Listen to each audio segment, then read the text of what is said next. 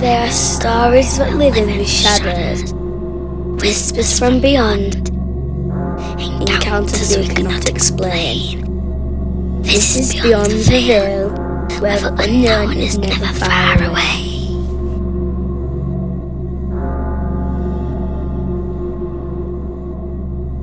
Hello everyone, and thank you for joining us once again, Beyond the Veil. I'm Brett Rogers, and as always, I'm joined by Lee Wise. Good day. You're saying good day this time, because it's usually on a night when we record. It's not an evening, yeah. Well done. Very perceptive of you. Thank you. And tonight we're joined for a very special episode as we sit down with historian and paranormal researcher Stephen Miller, the man behind the podcast, The Poltergeist Project. Welcome. Hello. So, for those unfamiliar, the Poltergeist Project has built a reputation for its historical focus and approach to paranormal storytelling, specifically delving into poltergeist cases. It's a channel and podcast that approaches the paranormal with the same fascination that drives us and so many towards these stories in the first place. Not simply to shock or sensationalize, but to explore the mystery that exists within the unknown.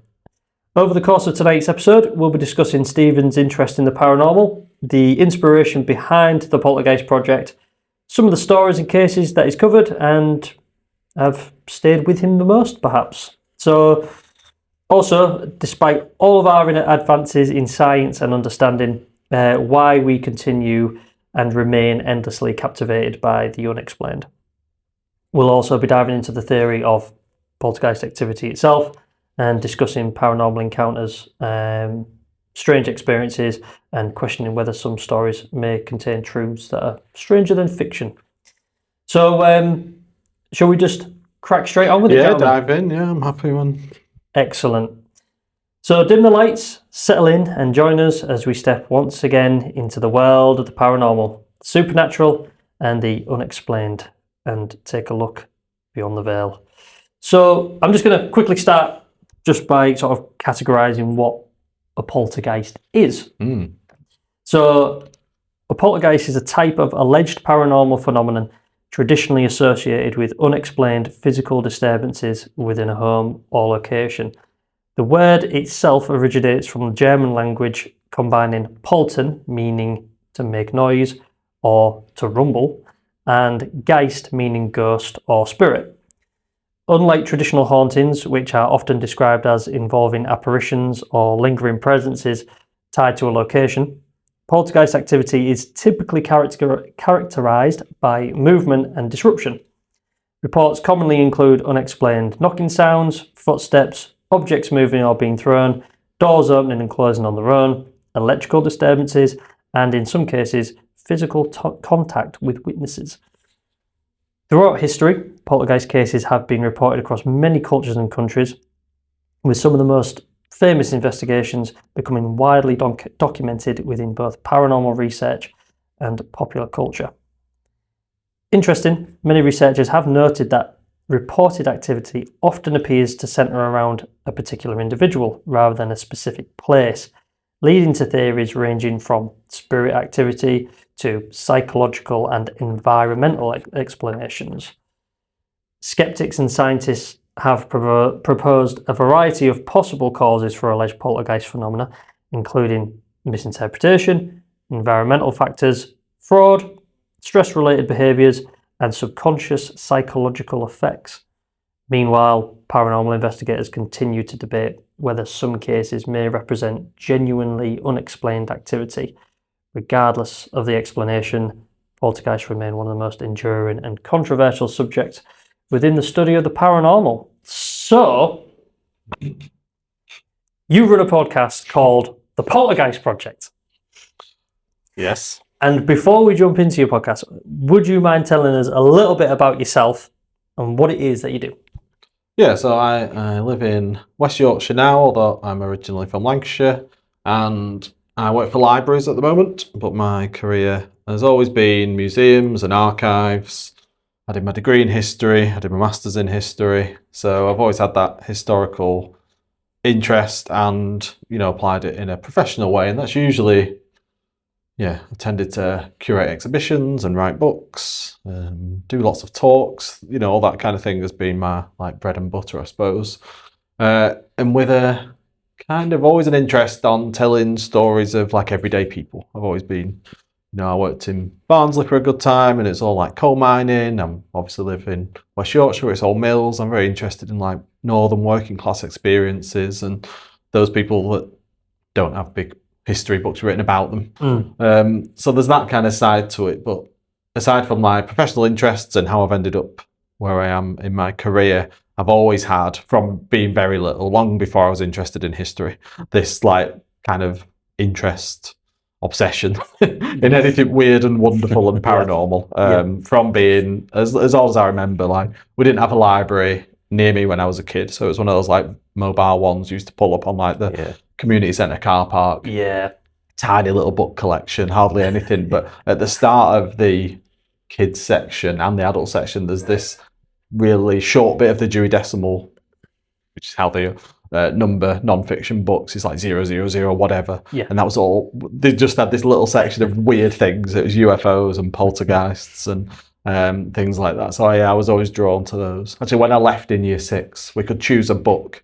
So everyone was choosing, novels and things like that. Mine was this weird non-fiction book on UFOs with all these dubious photographs. But I think it was the time I was born in 84. So growing up in the 90s, it was X-Files and Independence Day. And, absolutely. Yeah, Strange But True. Do you remember the Michael Aspel series? Yeah. I've watched a few of them on YouTube recently. It's amazing. Memory unlocked. I forgot about that. Good Lord. And it was a bit like that with X-Files. I was terrified of it because I was probably a bit young, really. Yeah. When it first came out, but I was obsessed with it. I loved you it. was born 83, I was 85, so we're in the same similar age pool. So I mean, I remember the same feeling of watching X-Files, being fascinated by it, but then at the same time, I was a little scared by some of those episodes, 100%. And I think particularly, actually, the ghost poltergeist side of it seemed the most scary to me. There's something about aliens. It's they're real. They're not. Well, they probably are real somewhere, but whether they've been here, I don't know. But you don't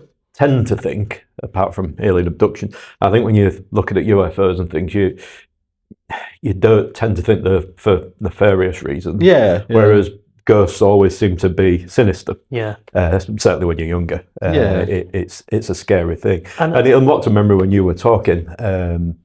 My fascination, as did Brett's, started really early as well, didn't it? But I remember one of the first things I learned about the paranormal was what poltergeist meant, noisy ghost. Yes. And that just unlocked a memory in a sense, in that it was the first thing I learned and just takes me back to that fascination that you had and all those obscure books that you used to come across. Yeah. I've got Arthur C. Clarke's Mysterious World with me that predates me by a little bit, but it's an amazing book. The Crystal Skull on the front cover. It's a great book. It's really interesting, full of some loads of really good stories. But it's things like that got me into it. And then I've probably ummed and ahed. Well, no, I didn't really think. Maybe I thought at some point I could do something combining these two things, but I think it was it wasn't an obvious kind of thing for me to do. But end of last year, start of this year, I kind of thought, I'll just do it. Let's see what happens. Similar with us, wasn't it? It seemed like a really obvious thing, when we look back at it, that we should have done it sooner.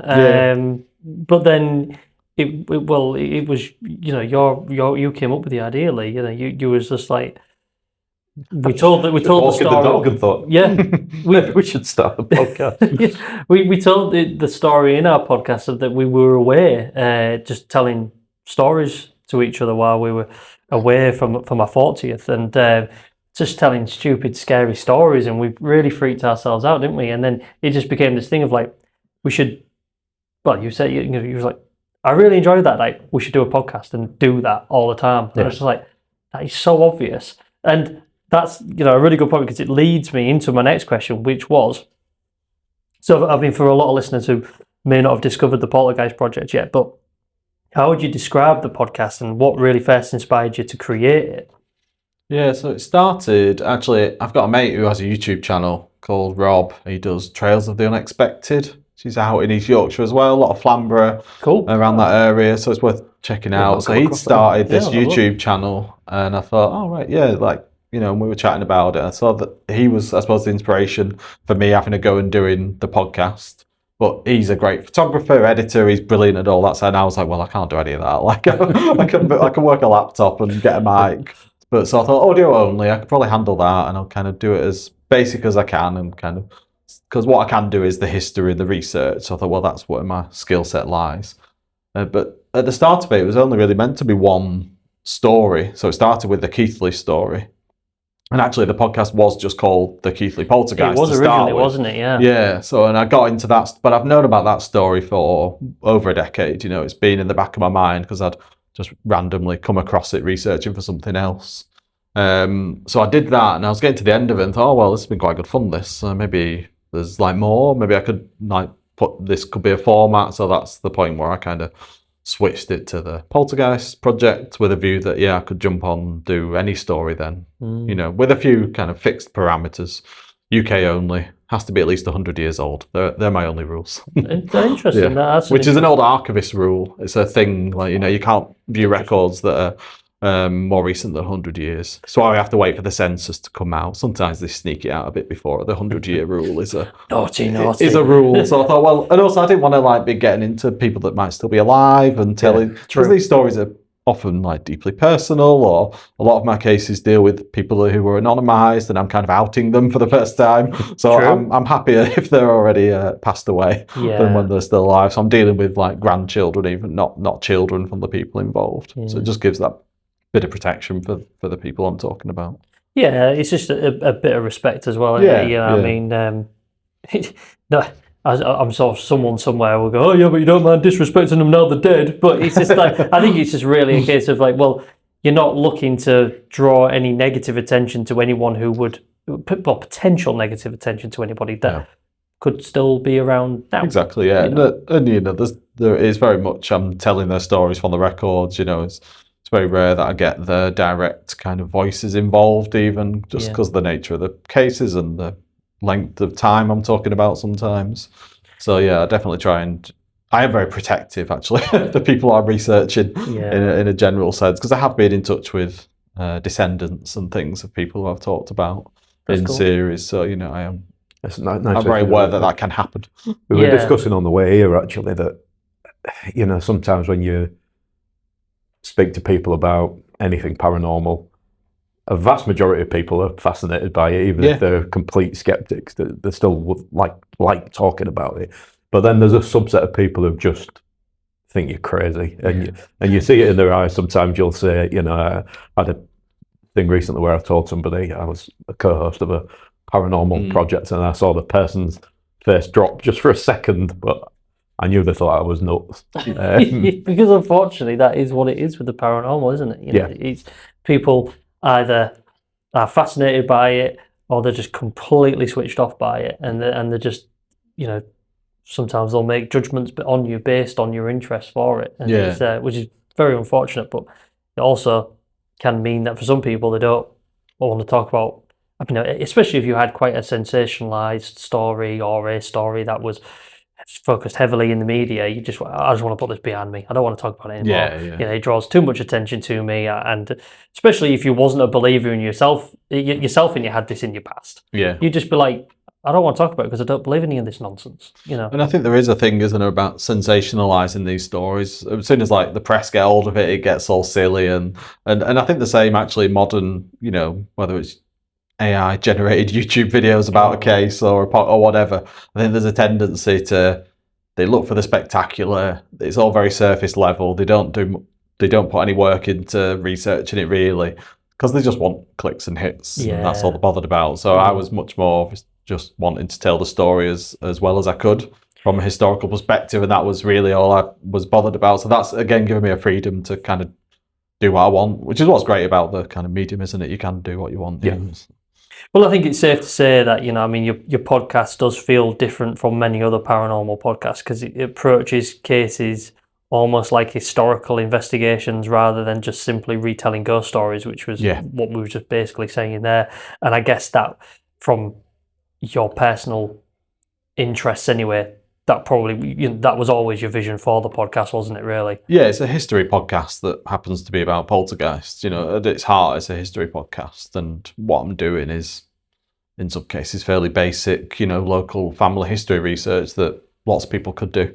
But I'm, obviously specifically picking out stories that have got this thing that's not normal or not usual or something weird's happening, and seeing whether through, really getting into it and looking at the facts that exist, what I can surmise from the case, or, just telling the story more fully than it has been before. There's a couple of the cases have been picked up by the odd person here and there, but it's nice to be able to do it and give it justice, because I think that was another actually bugbear, a slight bugbear, about how badly history tends to be done on, particularly in this field, but in many fields, the history is kind of used and abused to justify all sorts without much rigour to it, so it's nice to be able to, again.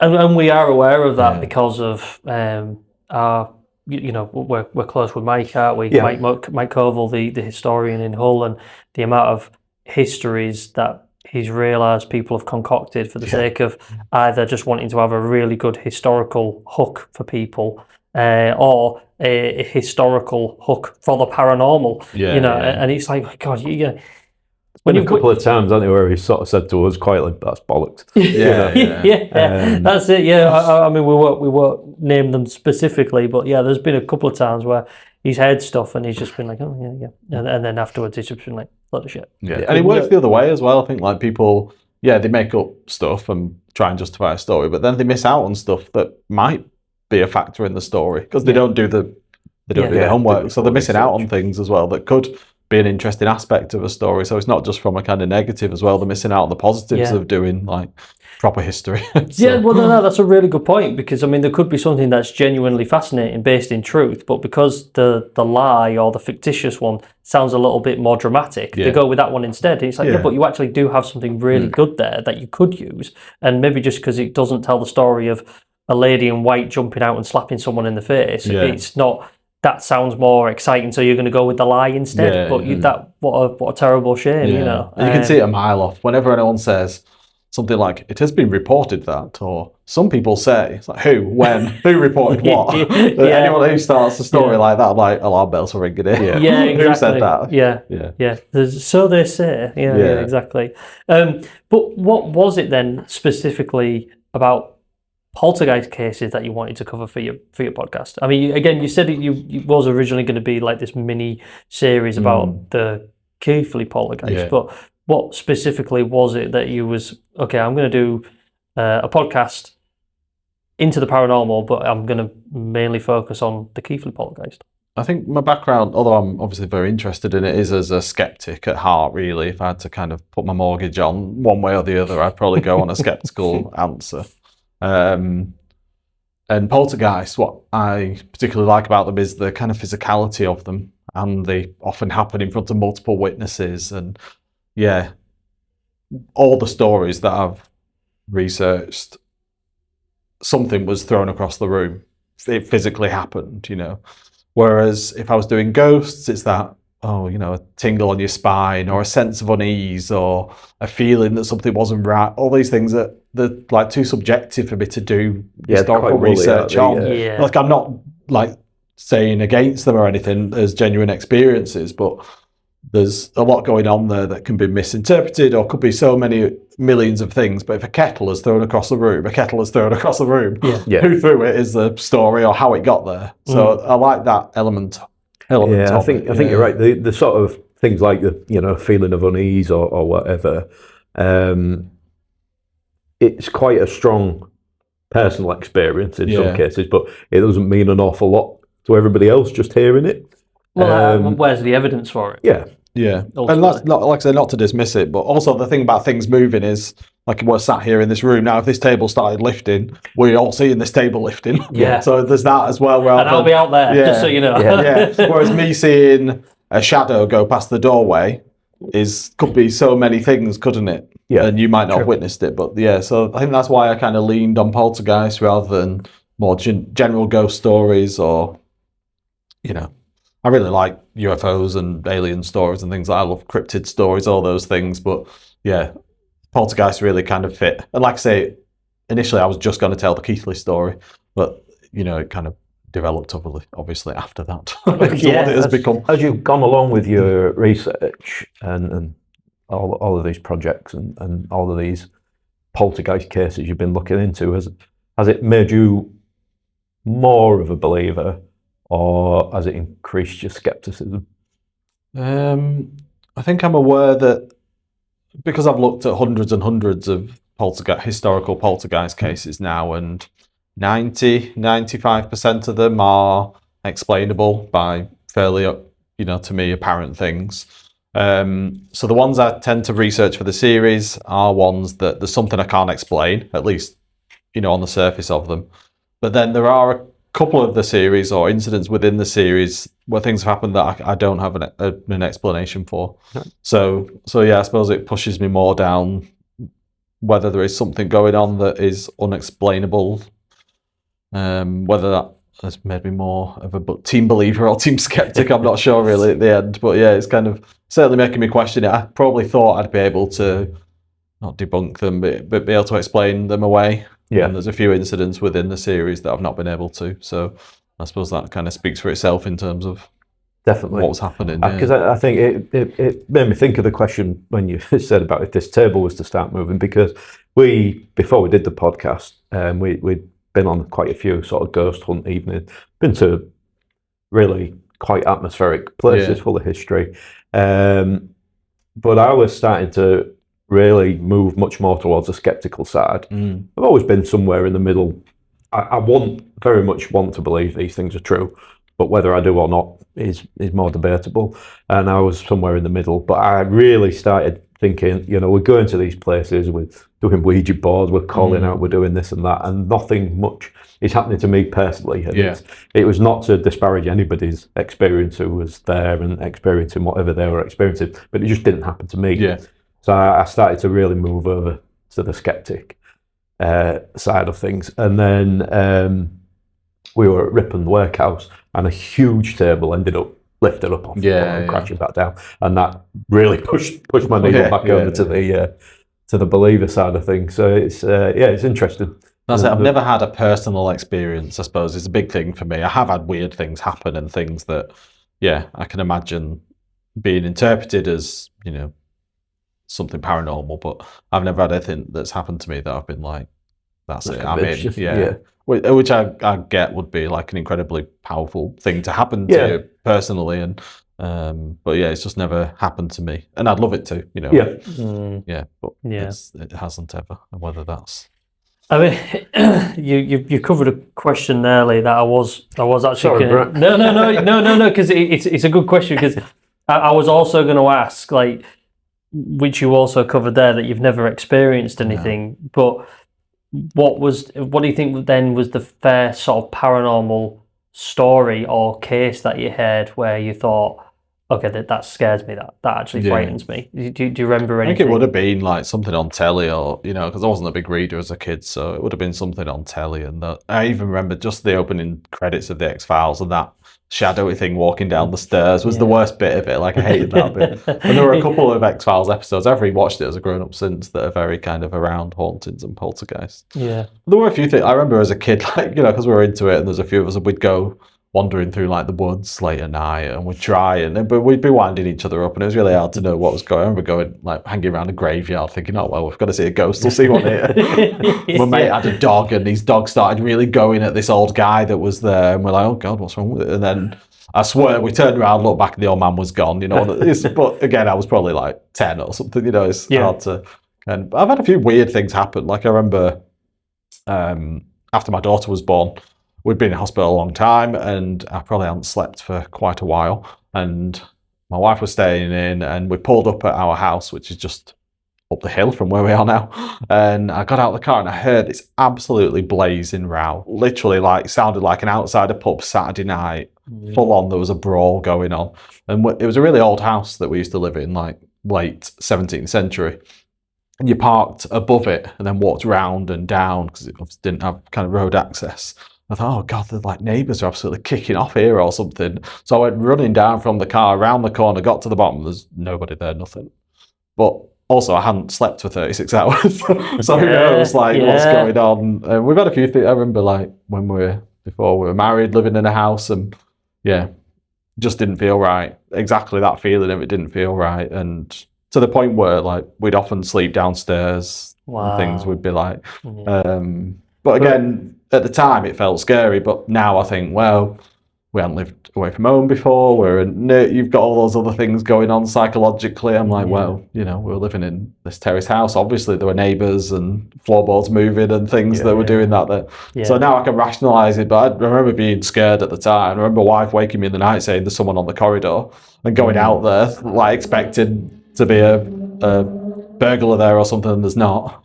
So I definitely had those kind of weird experiences, but I do, probably because of that kind of core skeptic kind of lean on. I'll find an explanation for it. Well, I think as much as I can. I think it's healthy too, though. We've talked about this all the time, haven't we? Where people just instantly want to rationalise it that because something's just a little strange or whatever, that it's immediately paranormal. I mean, I remember the first house we moved into when we were kids. So like when my dad left when I was only about 8 or 9, the first house we moved into. That wasn't my childhood home. We moved into this new house, and it was sort of like that new start type thing. There was a really, really strange feeling in that house. And I've talked about it with my mum a few times since then, and she was like, there was a weird feeling in that house. But then the skeptical part of my brain that tries to rationalise it was like, but did I just feel that way because it felt so alien, like that I'd been moved out of my childhood home during quite a traumatic time. And we've been moved into this new house where I wasn't even in the same area as what I'd grown up in. Is it just the fact that it felt strange because of that? And then, but there was a weird feeling. I can't say that it was or it wasn't. I'm only trying to say that there's potentially factors there that made it feel more strange than what it actually was. And I'm trying to pin it on something paranormal. But my mum did feel the same way as well. Did your brother feel the same? Well, being one of the biggest skeptics I've probably ever come across. To the point where it's annoying. I think he could be slapped in the face by a ghost and he still won't believe it. Yeah, exactly. Well, you see, Cake's he is that type of skeptic where when you've got something you genuinely can't explain, he still won't say, it was a bit weird though. He still won't say. So when I've mentioned it before, he'll either make out that he doesn't really remember. Classic. Or he'll just be like, yeah, maybe. It's just very sort of like nonchalant. We're not really sure kind of answer. Not really addressing the fact. But I mean, I remember we spent some nights sleeping in my mum's bed, because I don't really have any memories of our bedroom because we didn't like it in there. There was a weird vibe in there. Well, I don't remember ever playing video games in there, which we always did, didn't we? But there was a weird feeling in the house. But again, I'm not sure if now when I look back, I'm like, okay, well, I could potentially rationalise that now that it was because of the time that it was, which, you see that a lot in poltergeist cases as well, don't you? Childhood traumas, turbulent households and things like that. So was it just that I was experiencing? I don't know. But talking about like things that affect you like psychologically, I mean, have you ever felt like researching hauntings has ever affected you psychologically? Like, have you ever sort of felt like, I'm sort of being quote unquote exposed too much to this stuff and it's making me sort of weird things? I have had a few comments though. It's interesting actually when you start doing it. A few comments like, you don't want to mess with this stuff. Like, you shouldn't be talking about it. Don't, get involved. I think leave it where it is.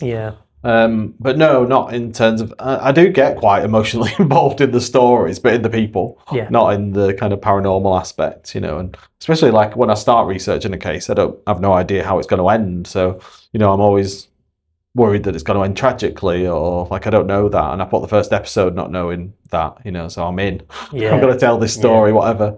I think that's quite a cool format for your podcast. Is that they are like live investigations, essentially. You never start a series, quote unquote series, knowing the full ins and outs of it. And it could literally be a single episode or 2 episodes, 6, 7. You never know how long this is going to take until it's done. And I think that's quite a unique format for a podcast, that it is kind of live done along the way type thing. Yeah, I think when I got into podcasts, when did everyone get into podcasts? I can't remember. Whenever it happened, I remember like it's really blown up over the last few years. I remember like Serial and those kind of ones. Do you remember that? It was. I think I've heard about Adnan Syed. It was like a true crime kind of thing, and I quite liked that format of they start their series investigating, and it just rolls on. So you get the ups and the downs and the lows and I quite enjoyed that side of it, and I thought, well, that would work. Also, there's a very kind of boring practical reason as to why I do it like that, in that it's just a time thing. It just makes more sense. I can, I also just record the episodes in one go and put them out. I don't do any editing. So if an episode is 20 minutes long, it's taking me 20 minutes to do. So there's some practicality behind it as well, why I do it like that. But also, and I've got things wrong, and I say it like I put episode 1 out and I say, oh, it's happened in this place. I'm doing it on the current series. By episode 2, oh no, actually I got the wrong location. But also part of it is about, like I say, it's a history podcast in many ways. So it's about explaining how I got it wrong and why, and, not kind of shying away from that, but then showing how I put it right to kind of help people who might be interested in, doing their own research into the paranormal or anything really. It's all kind of relevant. I mean, we're going to cover some of the cases you have covered on your podcast shortly, but during your investigations, have you ever sort of genuinely stopped at a point and gone, okay, I can't explain that? Yeah. There's several in all of the cases. I think there are incidents that I can't explain. Wow. Because I wasn't stood in the room, so I can't, not to say they're not explainable. Like, they might be explainable, but I've not been able to find an obvious explanation for them. There's a few things I have been able to kind of either say it was a trick or someone was messing around, or provide some strong kind of basis for, I can see what's happened here. But there's definitely several incidents where I'm like, I have literally no idea how that's happened. So I mean, so when we come back to like sort of talking about poltergeist specifically, it could be argued historically that poltergeist cases seem less like ghosts, quote unquote ghosts, and more like chaotic bursts of energy, if we're going to look at it from a supernatural / paranormal perspective. But do you think there's a distinction? Do you think there's a difference between a ghost that is lobbing stuff around versus bursts of energy that seems to react to whatever's in the room or whatever? Yeah, in the ones that I've studied, which, like I say, will be in the hundreds now, the vast majority don't have any kind of visible visions of a ghost. The vast majority of them are just things happening physically in a space. There are a few where you do get a vision of a person, and of a ghost. But the vast majority aren't that. They are things moving and stuff happening and things fall, knocks, and sometimes, although quite rarely, vocalizations and communication. But I think there is a bit of a difference. But like I say, you do get that kind of crossover between the two, where you do get. I know that we talked about what defines a kind of poltergeist. It is around that, and there is that scale that Evelyn Hollow from Uncanny, the parapsychologist, she has a kind of poltergeist scale. It's almost and it follows step by step from various.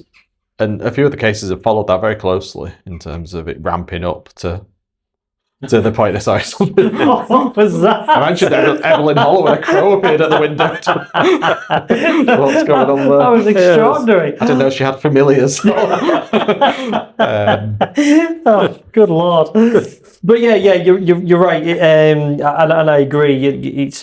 You don't necessarily always see cases of poltergeists linked with images or visions or sights of a spectre. No. You don't often see that. It tends to be one or the other, doesn't it? It is rare, and actually my series don't probably do it justice, because in the first 3 series, 2 of them had visions of people. Which would suggest it's more common than it is. But behind each series are tens and tens of episodes, tens and tens of cases that I've researched that don't have visions. The reason those 2 are probably in is because the vision adds another element to the story. So it's probably why. So it slightly skews it. It's not quite inaccurate. exactly. Yeah. These bloody crows are... Special guests. I was going to say, we've got an audience, a live audience for this one. So, we mentioned just moments ago, to be fair, that you often see children or trauma at the centre of poltergeist activity. Why do you think poltergeist activity and phenomena is often so associated with adolescents or emotionally turbulent households?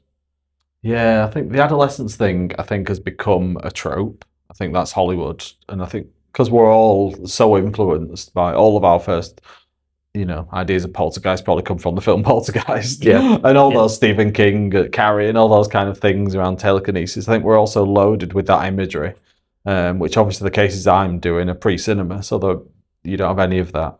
But there is a kind of definite connection between people of that kind of age and poltergeist stories, but I think that's probably very mundane and not paranormal. And in a few of my cases, I've kind of found that where I think it's girls getting to a certain age, of often intelligent, bright girls who get to 12, 13, 14 and realise actually, like, what are their life options, especially when I'm doing, kind of working class stories. So I think there's a sense of genuine powerlessness within their lives, and so I wonder whether there's some connection there between that sense of not being heard, not being visible, not being kind of gonna have much like sense of ownership of their lives, So I wonder if there is something there that, like I say, is very unparanormal explanation.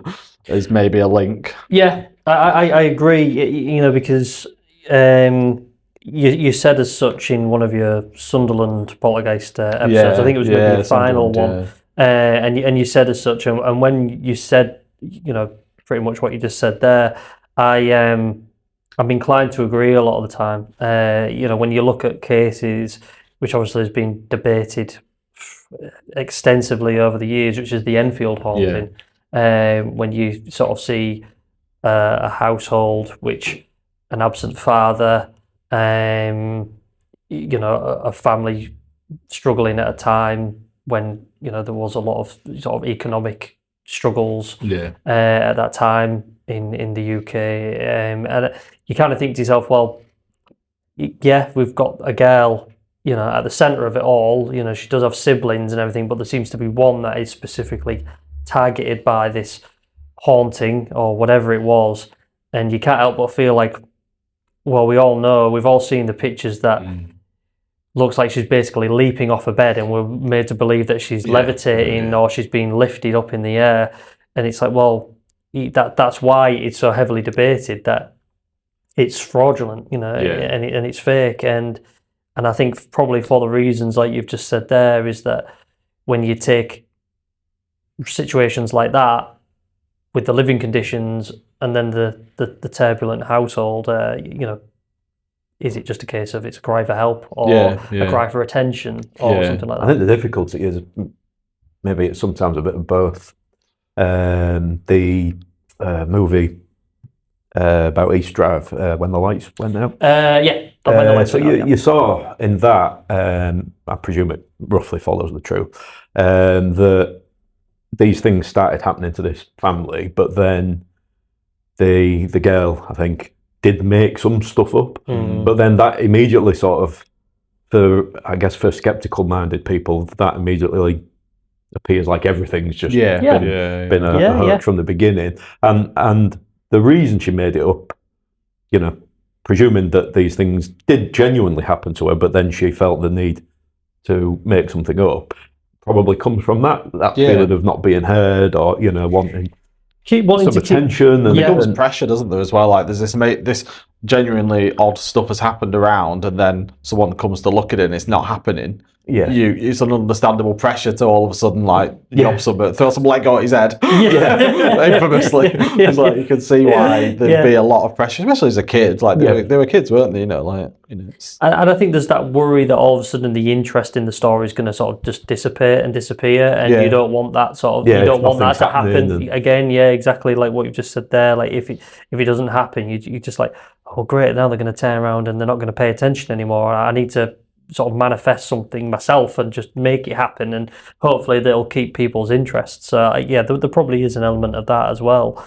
I mean, do you think of the locations you knew about outside of your podcast, and then the ones you've researched, from from both perspectives of believer and skeptic, do you think certain locations somehow retain emotional energy or trauma, and then that ultimately attributes to paranormal or poltergeist activity, or do you think it's a ghost or whatever? I suppose, honestly, I don't believe in, that kind of stone tape theory and all those like ideas about a place being haunted. So no, I don't believe that. No. And like I say, from the cases I've investigated, especially the first one, it definitely wasn't tied to a location. It was tied to a person, and it was happening around her wherever she was, whether she was at home, at work, someone else's house, wherever she was, it was happening. Yeah.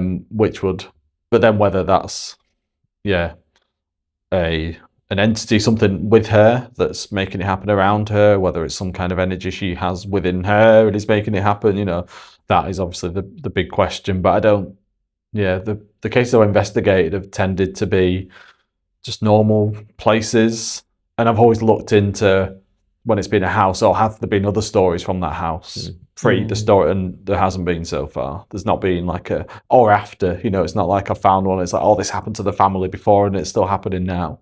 I've not had any of that. So I think that's a good point, because I think when you said that there about nothing happening before or since, I always find that's quite fascinating. It's like, okay, well, if something can suddenly start, then the reason for that could be, I don't know, a death that happened and it started since then or whatever. But when it stops after those people move out of that property and or have taken ownership of that property and nothing happens ever again, like the people who live in the Enfield house, but the house is still there. It's still occupied. And these people who have lived in there afterwards have never reported paranormal activity. It's probably 3 or 4 years within 100 year of a building. You've got something going on. Maybe not even that long. I don't know how Enfield went on for actually. Maybe not even that long. But it's a short period of time. That said, one of the cases I'm researching at the moment for a series is more haunted housey than the ones I've done so far. So maybe in a couple of months I'll be saying the opposite, but because I'm always open, like I say, to research steering me in another direction. But so far the research is looking more like a haunted house than a particular personality, and actually spreading from the house. It's kind of going into like a haunted village. Wow. Maybe, but that series is under. It's where I think the approach of sort of backing these things, if you look at it from a paranormal side of things, and you back it with history, that becomes convincing. Then, I like it when we'll discuss things with Mike, and the history adds up. And he just makes it all the more convincing, and it almost instantly, for me anyway, instantly debunks it when it's like, it's a haunted house, and then, well, actually nothing's ever happened in the past, or it wasn't like the one near us, it wasn't some orphanage where children were murdered or anything like that. And then it does do the job of sort of debunking it then. But I think it makes it really fascinating when the history adds up as well. I think it's really it's nice when it does kind of link in and you can find a historical connection to what's happening. I think is really useful, for whichever way you believe. Well, I mean, anyone could make up a story about a place being haunted. I mean, the building we're sat in now, is undoubtedly probably very old. We could just all probably 1865. There we go. Very old. It'd be very easy to turn around and say something happened here, and you could make it up. Hundreds of people will have died in this building. Oh, great! From sat watching a show having a heart attack, or it will have happened in every house. It just happens, doesn't it? It's actually quite hard to prove. I'm always thinking that people talk about, died in this house. I'm like, how do you know someone died in your house? It's quite hard to, unless you're ordering the death certificate. That's quite a thing. Because a lot of people, especially in talking kind of post 50s, 60s, a lot of people died in hospital or in homes, not at home. So it's quite unusual, actually. So maybe all these people that go on about people who died in their homes. Like, how do you know that? Show me. It's quite hard to find. Exactly. That's very true. It's very true. I mean, as part of your research, then I don't know if this is something you've ever done, but there's obviously been scientific attempts, however controversial, to try and explain poltergeist activity through environmental or neurological phenomena. Has that ever been something you've researched? Like, have you ever researched those theories as part of like trying to quote unquote debunk some of the cases you've investigated? Yeah, I have, because just out of curiosity, but I obviously do it from a background of I'm got like a CGCSE in science or something. I don't have the kind of rigour to do that research justice probably, so it's a fairly basic level. But I remember looking specifically into RSPK, that idea of psychokinesis around a person for the first series, because I thought, well, yeah, if that's right, then that would explain a lot of what was going on. But actually reading about RSPK, the more you read, the more it just sounds it's just not true. Like it doesn't make sense. It sounds very science fiction, doesn't it? Yeah, and I think again watching those kind of films, those 70s horror films where it's like such a thing, isn't it? Someone's moving something across the table, they're doing it with their mind. Oh yeah, that must be but from what I've read, it just doesn't add up. Yeah, in terms of an explanation. That's it. So much is built into popular culture, isn't it? From those. Yeah. Those classic movies and tropes. I think you're probably right. Most people's experiences of poltergeists began with the film. Yeah. And as you say, even going as far as saying about like the film Carrie, I mean, who doesn't know about Carrie with the ability to move things with the mind and things like that? And it's all connected. It's all connected, and I dare say it all helps to paint this tapestry of the supernatural and the paranormal. So coming to the Keithley case, I mean, that appears to be, as we've said, that's the foundation of the podcast, and it's, all of your historical research, witness accounts and reports. Could you just summarise slightly the case of the Keithley poltergeist and why you chose that case to be the foundation of your podcast? Yeah, I think I chose it. I mentioned earlier, I was researching for something else and it was a headline in the Yorkshire Post, this like electrical mill girl or something, whatever the headline was. And that was the thing. And I remember reading about it, and it's always intriguing when the person's anonymised, because, there's a tendency to think, if someone's like shouting about it, maybe they're looking for publicity or whatever. And obviously this person wasn't. And reading about it in that press article, it was all about, experts from Leeds University coming and it being like a really scientific problem and being interested in it. Poltergeist wasn't mentioned. It was all about this kind of weird scientific phenomenon going on, that when she walked in certain areas of the mill that she worked in, the machinery would just break down around her. And it happened like so regularly. I was like, well, it's hard for that to be a coincidence, isn't it? Especially when you've got doctors from the uni coming to test her and to see what was going on. So that was the one that's what piqued my interest, I suppose, because it was perfect for me in that it was something weird going on. No one knew who she was. And I was like, well, I bet I can find out who she was. I've done enough family history to know how to find people from the past. I thought, well, that's story enough. I thought the story's interesting. It's weird. I can't explain it. There's some stuff I know I can do historically, because I will be able to find out who she was, where she lived. They didn't even name the mill or anything. So I thought, well, I can find all that out. So that'll be, interesting to do for me and to kind of reveal that story. And then maybe once I found out who she was, well, then I can tell her life story, and if there was anything going on with her personally that would factor into this weirdness. Because, she was doing this within the mill. All the spinning frames, all the woolen spinning frames would break around her. So they sent her to the kitchen. And then in the kitchen, the pots and pans were flying around, tables were shifted, it was wild. Like, there was so much stuff going on around her. And, the mill management were amazing, really. She had been sacked from a job before, but her manager at the mill she was at, when this was all reported, was incredibly supportive, at a time when he didn't need to be. It'd been very easy just to let her go and get someone else. You goddamn freak, get out of here. But it was impressive, really, that he kind of stuck by her. I think he must have had I don't know. I've not been able to find too much about him, but you know, an interest in spiritualism or something was going on personally for him. I think that he took this on as like, oh wow, here we go, because he's the guy. He wrote to Arthur Conan Doyle about it. Wow. So he got Arthur Conan Doyle involved, which again makes me think he must have been into this. Like, you wouldn't do it, like, it's not a normal thing for a Yorkshire Mill manager to do, is it? Yeah, just going to reach out to Arthur Conan Doyle. I'm going to write this letter and see what he thinks about this. Yeah. Wow, it's extraordinary, really. I mean, so, you know, you said there that you'd come across it as not even a poltergeist case, but when you're researching, you know, we'll just start with this case, I suppose. How difficult is it separating folklore from documented evidence as part of what you do? You know? Yeah, it was quite good for this one because it was untouched. Like, no one had really looked at this story before, so it hadn't been passed down orally. It hadn't been passed down as like a folk tale within. There's quite a lot of ghost walks and things around Keighley as a town, but none of them had covered this story. So actually, there wasn't that legacy of people looking into it and adding stuff on and building up this kind of myths around it.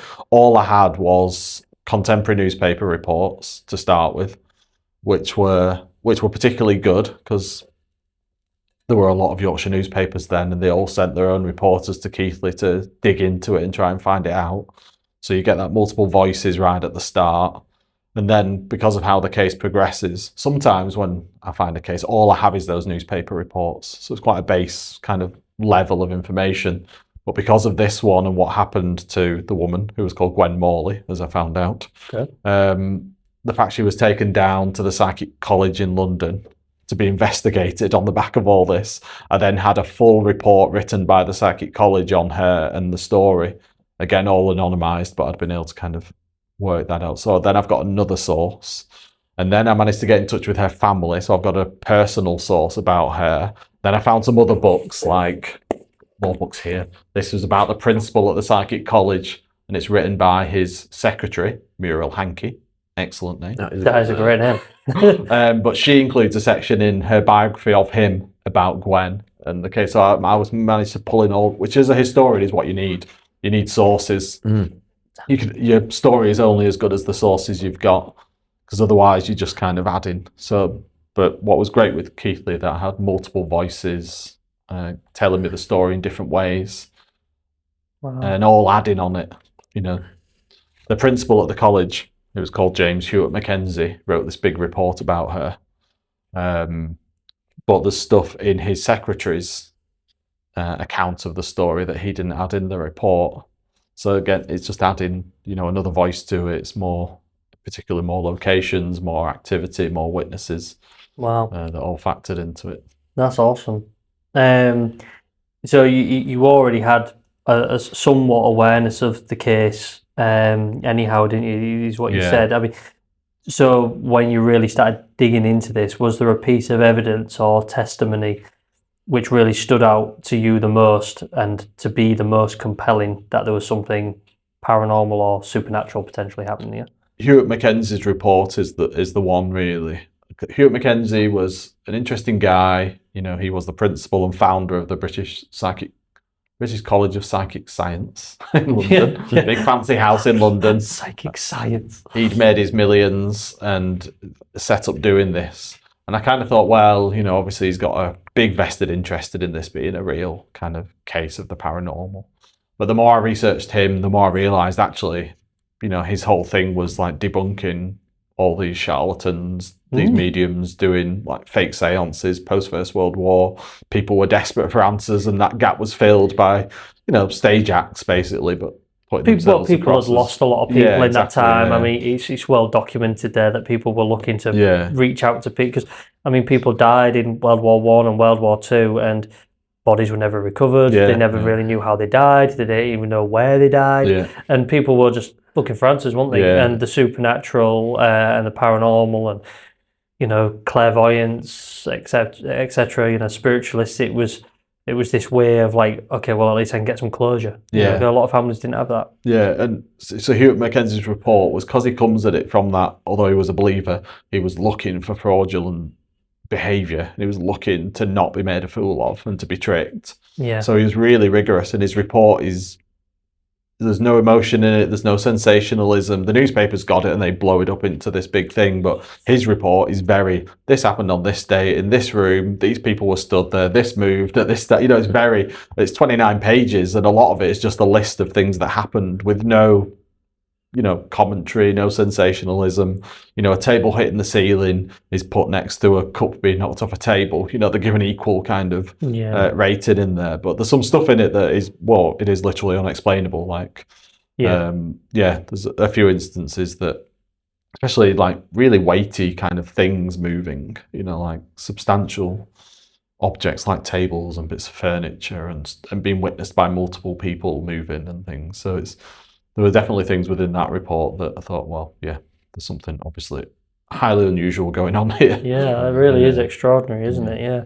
Would you probably say that, or was there something else that probably, you know, amongst the research and investigative notes that you uncovered, that may really change the way you personally viewed the case?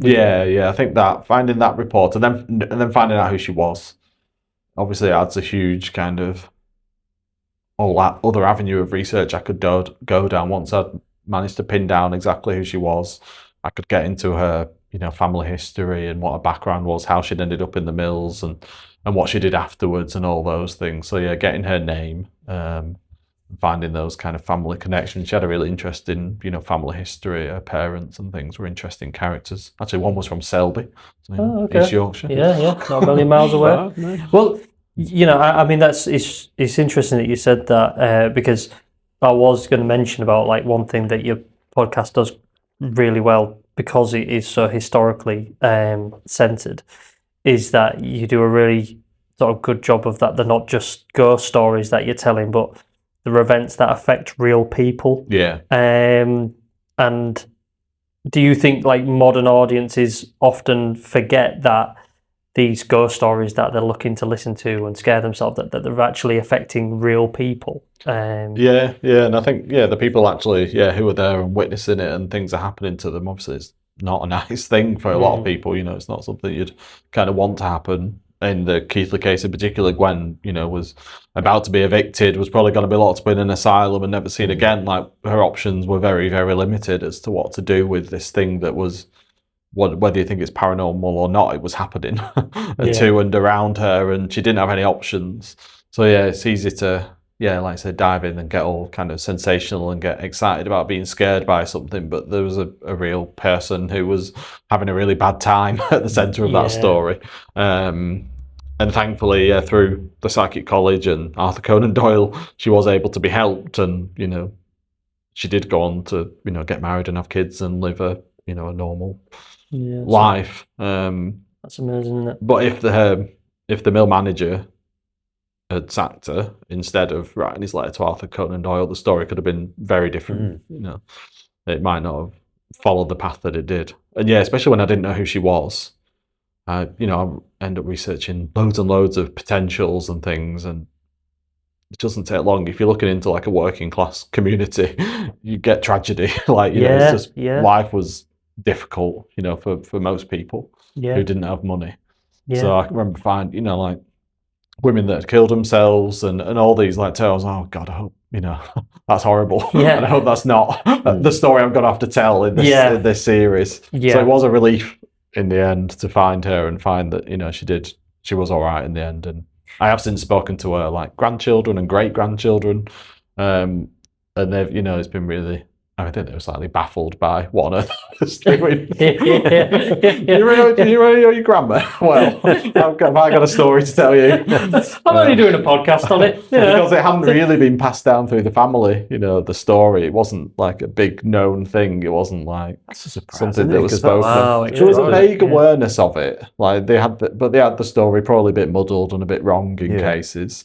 The wrong author, or that Arthur Conan Doyle had gone to stay with them in Keithley and he'd sorted it out. You know, they'd kind of got snippets of it, but they had no idea the depth and the detail and what exactly had happened to her. Yeah. I mean, you said there a minute ago about like how the newspaper took his report and it was greatly exaggerated, as is often the case with a lot of these things. Do you think by unfortunately sensationalising a lot of these cases, we end up dismissing genuine phenomenon? Do you think that happens a lot? Yeah, I mean, there must be an awful lot of stuff happens to people who would never say anything. Yeah. Because of that fear of it being sensationalized and, people taking the piss or whatever it would be. There must be, what we hear, I guess, will be the absolute tip of the iceberg. And especially from the time period you're looking at, like you say, there was a real risk you'd be shipped off to an asylum somewhere. Oh. It's bad enough now people don't want to talk about it because they're worried about being ridiculed, but it'd been quite a lot worse if you're at risk of being locked away. Maybe it is better now. Maybe people are, because people talk about things more perhaps than they would have done then. I think it there is some of that. I think there is some of that. I think some people are a little more comfortable about talking about it, even if they're not going to talk about their own experiences or anything like that. But I think people are interested in at least, like looking into it or researching it, or they have just an interest in it because, I don't know, they might find it scary, and people like looking into it the same reason they might like it enjoy watching horror movies because it gives them a thrill and it gives them a bit of a scare. But I think there is still definitely that element of, we've had some stories submitted to us for our podcast where people have said, I don't want my name though, even though they're literally, we wouldn't say, oh yeah, well, this is John who lives on, Chapel Road on, postcodes, blah, blah. We would never do that, and we would never get those details anyway. But such is the strong feeling of these people that they don't want to be identified in any way, that even just using their first name is the only way we would identify them anyway. They still don't even want to share that. Yeah, I suppose it's like your family and friends, and people keep things so close, don't they? You might just not want to have any association with it. So exactly. I can see that. But like I say, it probably was worse in the past. Definitely. You've got a weird mix, I think, with paranormal things. You have some people, again, we've seen them on the ghost hunts. There's so many people who are desperate that they've got some gift, or they're psychic, or they're this or that, or seeing something around every corner, but nobody else is seeing. But then on the other hand, you've got that some people just want nothing to do with it, or if they do tell the story, they want it to be completely anonymous. Yeah, which I totally get. And like I say, there's definitely that other side where people so keen for it to be true and it to have happened to them, and that I've definitely seen that. I've only been on one kind of ghost hunt paranormal event in my life, which was very interesting and came on the back of the Keithley Poltergeist. But I didn't have anything particularly interesting. Oh no, not interesting, but nothing paranormal happened to me on the case. Well, you can always guarantee something interesting will happen. With this kind of people. They were lovely. It was like the guys that did it. It was a really interesting night. We're in some underground kind of shopping centre, a Victorian underground shopping arcade. So like the cheap shops were downstairs. Is that in Leeds? No, it's Keithley itself. That's why they'd got in touch and said come along. I think I said in the podcast, like, I've never done I probably did do a Ouija board as a kid, but pissing around, whereas we did a proper Ouija board and spoke to ghosts in Keithley, which was really interesting for me because I just wanted to get a feel for that, what it would have been like for Gwen, because Gwen had mediumship sessions as part of her like helping her, and I wondered what that's like to sit around in the dark and to see. And it really was interesting, because obviously in that situation, we all had our fingers on the tables. Have you ever done that? Where you put your fingers on and it wobbles, and it was wobbling. It went onto one leg. It was doing all sorts, and people were like going mad, like loving it. Like, it's amazing. I was like, just imagine if this table slowly levitated to the ceiling and then slowly levitated back down. It just puts into context, because Hugh Mackenzie is so mundane about it all. But actually, if you think you were sat there and that happened, you wouldn't lose your mind. That's it. Whereas, he's there just writing like it's just anything. Tables up there again, Gwen. Tables on the ceiling. Right, I'll just write that down. Just like it's so pedestrian. Absolutely. Whereas imagine if it happened in that context where people are so hyped for it, it would have been incredible. I'd have probably cried and left probably. Your following series, after that was the City of London Poltergeist, and this case involves an allegedly haunted office. Yeah. Flying objects, slamming doors, disappearing items.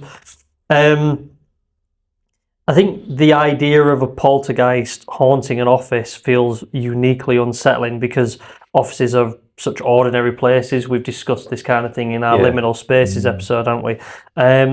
Do you think hauntings or this kind of paranormal activity becomes scarier when they happen somewhere relatively mundane? I suppose it would be, wouldn't it? Yeah. I mean, I suppose the thing about an office is you could go home. Well, I just need a break from the poltergeist. I can't wait till 5. It being at home is like obviously very personal and there's no escape. So there is something about it being in an office that I guess there would be a relief. And I chose that case. I was looking and looking. I lived in London and worked in London at the City of London Archives for a while, and so I'm quite into London history, and I know how how much is out there and how much you can do. So I thought actually, London case would be cool. It'd be nice to do one from the city as well, because the city is old London. That's Roman London. Like you're going back. Yeah, exactly. If I find a location there, I can really tell whatever story you want me to tell. So that's why I chose it. But something happening in an office is quite unusual for a poltergeist case. They tend to be domestic. Gwen's, there was stuff going off in the mill, but they tend to be modern poltergeist stories. Are usually always in someone's home. Yeah, exactly. And I thought it being in an office, it takes away that, sense of it being. Yeah, something about it being someone in their own home and tricking people coming in or something. I thought, I'll do an office. It'd be interesting to see. And also, again, a bit like the Gwen story, the office and the business were anonymised because they didn't want to upset the business interests. So I thought, again, I'll be able to kind of pin down exactly where it was, and then I can tell the story of that building or that location. I think what makes it so fascinating, really, is that when it's in someone's home, the only real witnesses to it, often anyway, are the people that live there. Yeah. And you're always going to have that thing of but regardless of how many people live there, they could all just be in on fabricating this story. And I think when it happens in quite a public place, whether that's a workplace or whatever, is that you've got the increased chance of multiple witnesses that are all disconnected, other than the fact that the main thread running between them is they all work in this same place. So if there were multiple stories of this extraordinary phenomena happening and occurring, they'd all have to be in on it. But then exactly. To what end and to why is the question. Have you got this jacket unzipping on CCTV yet? Oh, that's it. About workplace honestly, you see, someone actually messaged us and said, what you should do is you should unzip the jacket halfway and see if it zips back up. Oh, yeah, that'd be good. And that's a good idea, and I haven't done it yet. But honestly, I've been so busy at work.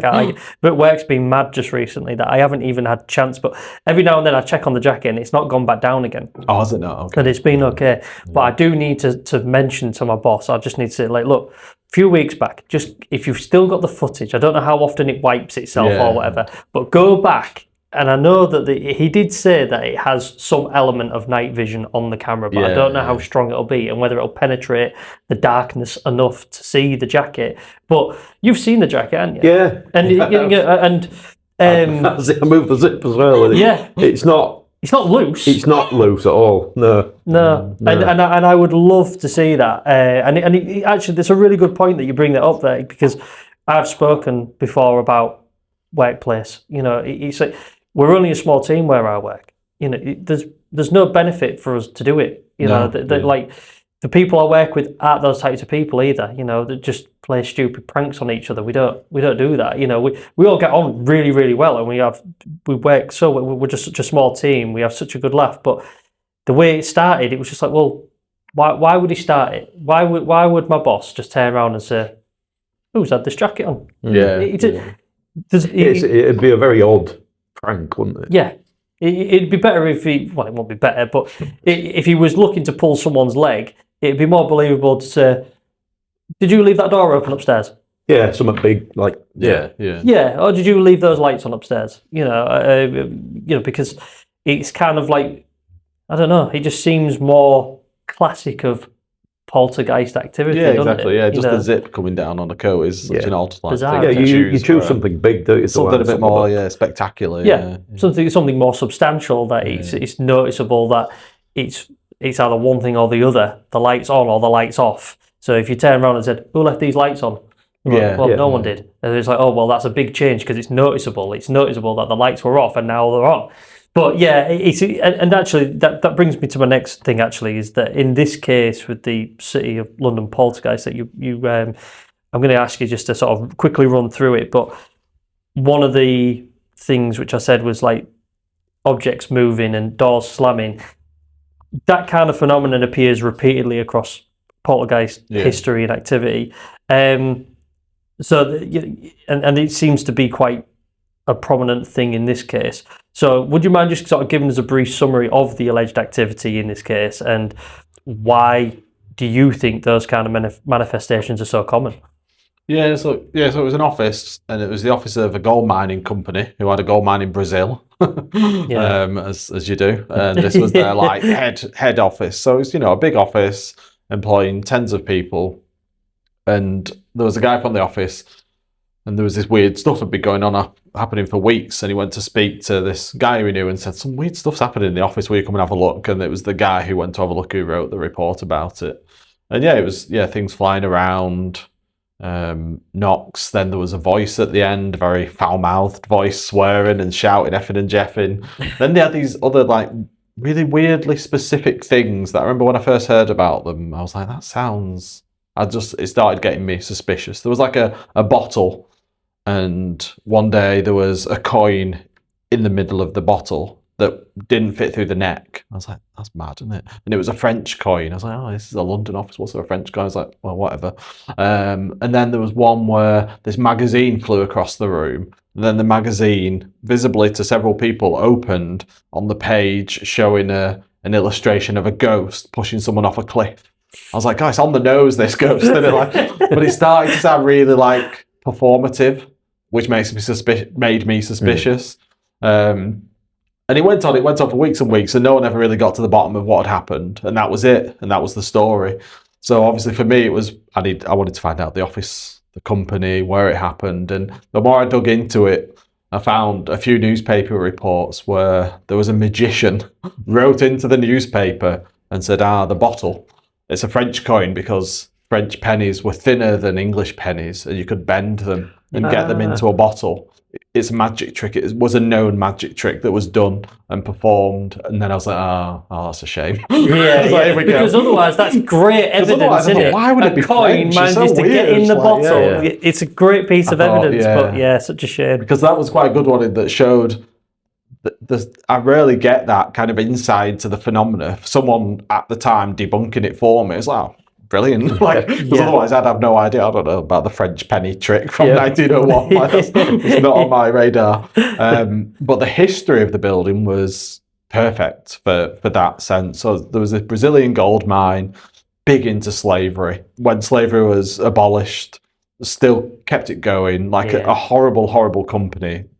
Thousands of people died working in the kind of gold mines, and they're obviously filtering all this money back to London and living big on it. Yeah. I remember your coverage. Come on, here we go. I remember your coverage in the episode that they were even promising the slaves that, come Christmas, we'll let a load of you go. And then that kind of thing never really happened. And it's just like, oh, Jesus. Yeah, it's like, how harsh can you be, man? Yeah, I think I said in the podcast, I'm pretty glad these guys are being haunted. You did. If they are. And then it turned out. They deserve it, really. Yeah. So the office was Finsbury House, which is still there, beautiful. It's vacant if you want to buy it. I think it's £9 million. Yeah.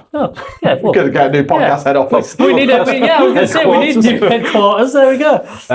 But it was relatively modern. It was built in the 1890s. But before that, there'd been a chapel on there, a famous Methodist chapel that had been really big on abolition. So you'd had slaves on that site in the 50 years before this, coming over, former slaves from America, giving these rousing speeches to get people on board with abolition, saying how obviously terrible slavery was and how their lives had been. It's you couldn't, it fits so well historically.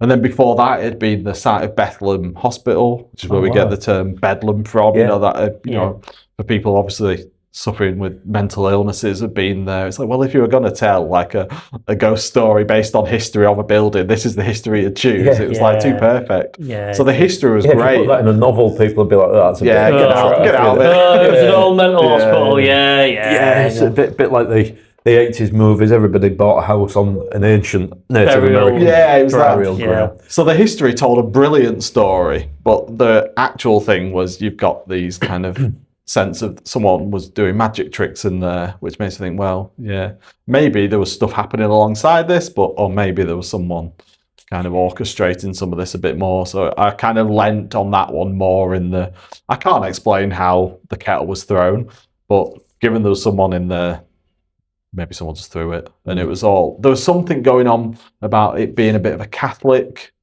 CV kind of thing as well. Yeah. It was reported by a Catholic priest, and I wondered whether there was some like religious element to it as well, something within the office maybe. It's like, let's wind up the Catholics. So it felt like there was something else going on there that I just couldn't quite kind of, when I settled on that one, that there was anything paranormal in the end. It felt too much, like I say, performative. Yeah. Which always worries me in a case where it feels very human. And Well, I think it comes back to what you said, Lee, earlier, is that as soon as you come across one thing where you realise that it's someone not being, it's someone doing it rather than it's paranormal, it immediately debunks everything else anyway, doesn't it? It certainly throws that kind of because you doubt. start to question everything, don't you? Yeah. So it's like the coin in the bottle. Initially, that was probably some of its best evidence, but when you find that the best evidence is not genuine and it's fraudulent, then you just think, well, that was probably your best bit of evidence. Chances are the rest of this is nonsense then. Yeah. But the thing is, we'll never really know whether or not something did throw the kettle or someone did throw the kettle. And there were weird things about it that, like, I can't explain. Like, actually, the kettle wasn't just thrown. The kettle went down the corridor and round a corner, which obviously you can't, like, you can't put spin on a kettle. I'm real good at curling a kettle. Catch it on the inside foot and get it bending around the corner. Like, that can't happen. But there was just enough kind of doubt put on it for me to kind of to put it down the realm of office pranks. City boys having a laugh. Yeah. Well, and I think the other thing as well is that the city of London is layered with centuries of death, plague, crime. I think it seems obvious to think that history itself plays a role in paranormal experiences, but simply because it has that influence, really. To what extent do you think that is the case in this case? Do you think the dark history has sort of lent itself to influencing or concocting a story here, or do you think that maybe, because of the Bedlam Hospital thing, that there is a potential that there was something there? Do you think there is? Your drawn conclusion, do you think it's a mixture of both, or do you lean more into? I think I lent on that one definitely more into it being that, but I did wonder whether the history would have played into it, because obviously we're looking back at it 125 years ago now. But in 1901, there were people working in that office who were alive when slavery wasn't abolished and where their company was still using slaves. So I did play with the idea about whether there was this kind of unconscious guilt, or especially the fact it had been this chapel, and people would have remembered the chapel and those speakers coming, whether there was someone had a bit of a grudge against. I don't know. I wondered whether there was some human element that was part of its historical story that could have explained it. Like, I don't know, maybe one of the cleaning staff in the building had been a massive, Methodist kind of anti-abolition, and then this gold mining company had moved in and were using slaves, so maybe they were pissed off about it, and they were doing so. I don't know. There's all these potential other theories that do lean on the history, but without being paranormal. Yeah, very true. Very true. So moving from the south, moving a little bit more north, we're going to move to your next case, which was Sunderland. Yes. So quickly again, if you just summarise slightly for some of the listeners who haven't come across the Poltergeist Project podcast yet, what was the Sunderland Poltergeist?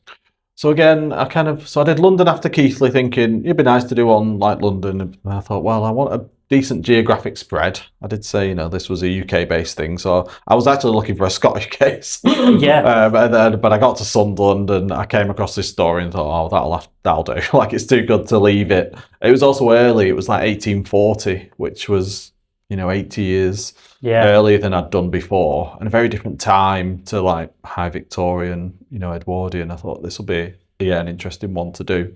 So it stemmed around, again, very working class, poor area of Sunderland, and there was a 12-year-old girl, and they'd just moved house, and she came home to her mum and said, "I've just seen Jesus in my bedroom." I was like, oh. It's a bold curious. Fair enough. And then it just started, so you've got Jesus appearing in this like slum house in Sunderland, and it just spiraled into this absolutely crazy story where this girl is there's all this knocking in the house. She's quoting massive tracts of the Bible. There's the voices heard. There's water pouring from the ceiling. It was absolute chaos for weeks and weeks in this house. And I was like, well, this is, obviously I need to find out about this. I've got another book here. Doesn't work so well on a podcast. But, so there's a guy called William Reed Clanny. He was like head of the health board, really respected doctor. And he got hold of this case and he was all in, like fully taken in, absolutely invested in it being real. And he wanted other people to kind of have that same feeling towards it. So he interviewed all the witnesses, so both the parents, the doctors that had been to see her when she was unwell, the neighbours, anyone really who'd had any connection to it, and he published this book. And the book is basically just witness statement after witness statement, which is a really interesting approach. Rather than writing a narrative of the story, he let people have their own voices and tell the story. And it's, there are parts of it written in that kind of dialect where it's kind of tricky to get through. So unusually for a case, especially for an 1840s case, I have the voices of the people who were there telling me what happened, not a newspaper telling me or a reporter telling me. Yeah. Actually, that her parents. So that really intrigued me about the Sunderland one. So I kind of, I loved it as a story. It was a really interesting one. It's absolutely wild. It's not, obviously it's a very religiously based story. Well, you even start that series pretty much reading scripture. Which is exactly what that's was what she quoted, said. Yeah, exactly. It is an extraordinary case, and I think it's probably safe to say, based on what I heard in the case, is that clearly religion was heavily the influence behind some of this activity. But I think back then as well, the sort of Victorian and earlier had a real fascination with spiritualism and the paranormal. Do you think that the culture at the time was a direct influence to the activity that was going on there? Yeah, and it's the 1840s, so everyone was Christian. Yeah. And not just Christian as in went to Sunday school and church once a month, was Christian, like really fully. It's not even a case of believing, knew that, that was, they were facts. But it is pre-spiritualism. It's pre that kind of rise which came from America to this country in like the 1860s. So it's pre that kind of interest. But there's something about the 1840s, it feels like the 1640s. I was going to say, like the dark ages. Yeah, it's a real step back, and the mentality is a step back further than even the date. So I think there is that sense of, it's so real that, Jesus could appear in your house in Sunderland. Like, it's not as wild as it would be now. Like, it would be laughed off as a joke, wouldn't it? Like, people see Jesus in a piece of toast, don't they? And it's, it's a comedy piece in a newspaper, isn't it? Whereas then it wouldn't have been. Yeah. And there's a little bit of that from, some of the reporting is kind of anti it, saying, it's, kind of farcical. Yeah. But within the community, I don't think it was. And actually, the way that story developed is that it has been picked up by another podcast who, in my opinion, did quite a bad job on it. That they picked out the headlines, the spectacular, and told the story in that way. And it ended with, and nobody knew how it all, and that was it. But they left out loads of the stuff that is like, it sounds like a 12-year-old girl talking. You know, it sounds like a child. It doesn't sound like the voice of Jesus, because you've got the voice of Jesus, Virgin Mary, multiple saints. All these voices are appearing, and they were left out. But you do get this sense of actually there's a 12-year-old girl here telling.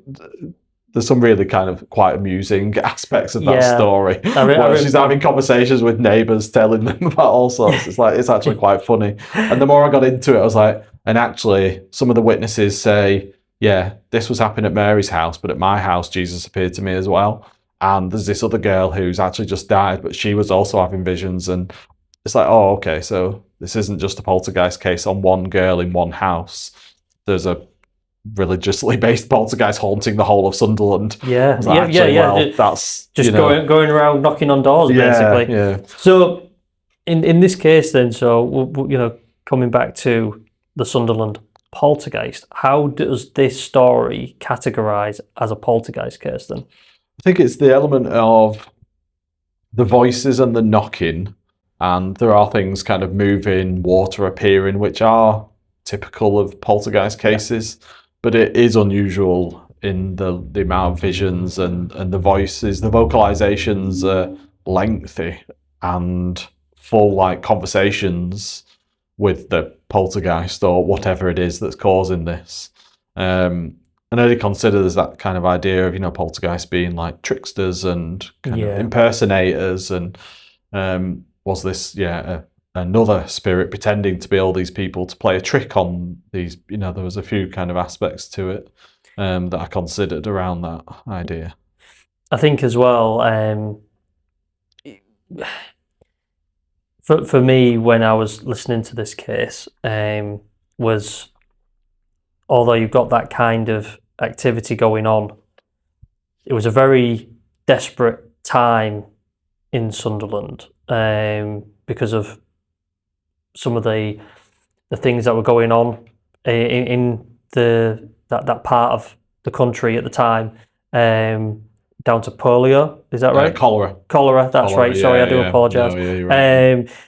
So how do you feel? For those that aren't aware of the case and haven't listened to it, how did that really factor into this case, do you think? Yeah, and I was totally unaware of it. Like I've heard of cholera, but it's not something I was kind of expected to be telling this story of when I started researching this like poltergeist case in Sunderland. But it turned out in the early 1830s there'd been a massive cholera outbreak, and Sunderland had been the first place that it hit. And the equivalent, based on population sizes, more people died in that cholera epidemic than died in the COVID pandemic in the UK. So it was like serious. It was a big thing that I had no idea about. And also the guy who wrote that book about Mary Jobson and the poltergeist was the head of the health board. So he had directly led on Sunderland's response to the cholera epidemic in the town. Not wholly successfully. Yeah. And Mary herself, I think, would have been 4 at the time of the outbreak. And she had sisters her mum was pregnant at the time. And I remember COVID, and, obviously. Yeah. And that time, especially in those early days, it was scary, wasn't it, for lots of people? You didn't know. So much uncertainty. You didn't know what was happening. Reports of mass graves being dug in Iran, I think it was. Yeah. There was a real air of... And how are we getting it and what we're going to do? I remember my dad used to wash his change, he'd buy paper in the morning, he'd come back and put his change in the sink and wash it. Yeah. It's all these things, and I had a newborn at that point, at that first lockdown, and just the fear of all that was terrifying. And I just thought, well, actually, especially then, information would have been absolutely baffling, wouldn't it? At least we were getting it on the news and the internet. We could find out, and science is where it is now, and we understand more about what diseases are and things like that. Yeah.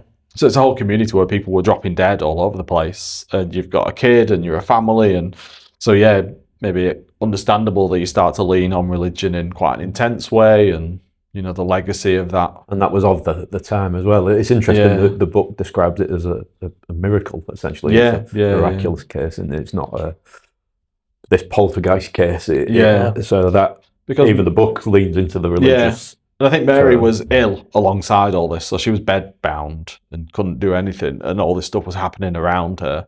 And it ends with a voice tells everyone to leave the room, and 15 minutes later tells them to come back, and Mary's sat fully dressed in bed, like a miracle has happened. She's well again, and she's back exactly how she was before all this happened. So there was a miraculous kind of element to it, and that sense of getting better, and especially with the legacy of the cholera epidemic in Sunderland, which did hit Sunderland in a very specific way, in that Sunderland was like locked down. People couldn't go in and out of it for a period to try and contain it within Sunderland. It failed. It got into other ports, and then it spread, got to London, then it was everywhere. But in the early days, they tried to kind of lock it down to just Sunderland, which again, it seems very familiar story to what we've all kind of lived through. That sense of trying to keep it in specific communities. If it is there, let's not let people travel. Let's not let people mix. And we're doing exactly the same thing in the 1840s. Yeah, exactly.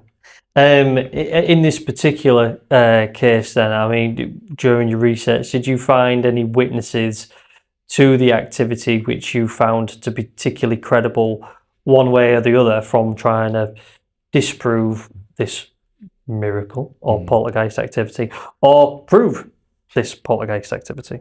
I mean, what's really good about it is full of credible witnesses. Like Reed Clanny, who wrote the book, is himself, although he didn't witness much personally, he witnessed a few things, but he draws on his medical contacts, and he speaks to the doctors that were seeing her because she was ill, and includes their testimony. So they're medical, qualified, sensible men. They're not kind of, neighbours or family getting whipped up by the hysteria, and they go on record stating that these things were happening, that, I did hear the voice of Jesus telling me about whatever was going on. So the witnesses are really credible throughout. I like that he addresses that in the very beginning of the book, that basically saying, I appreciate some people just sort of believe this. Yeah. And there's a really nice quote, actually. The prejudices of education are too frequently opposed to truth.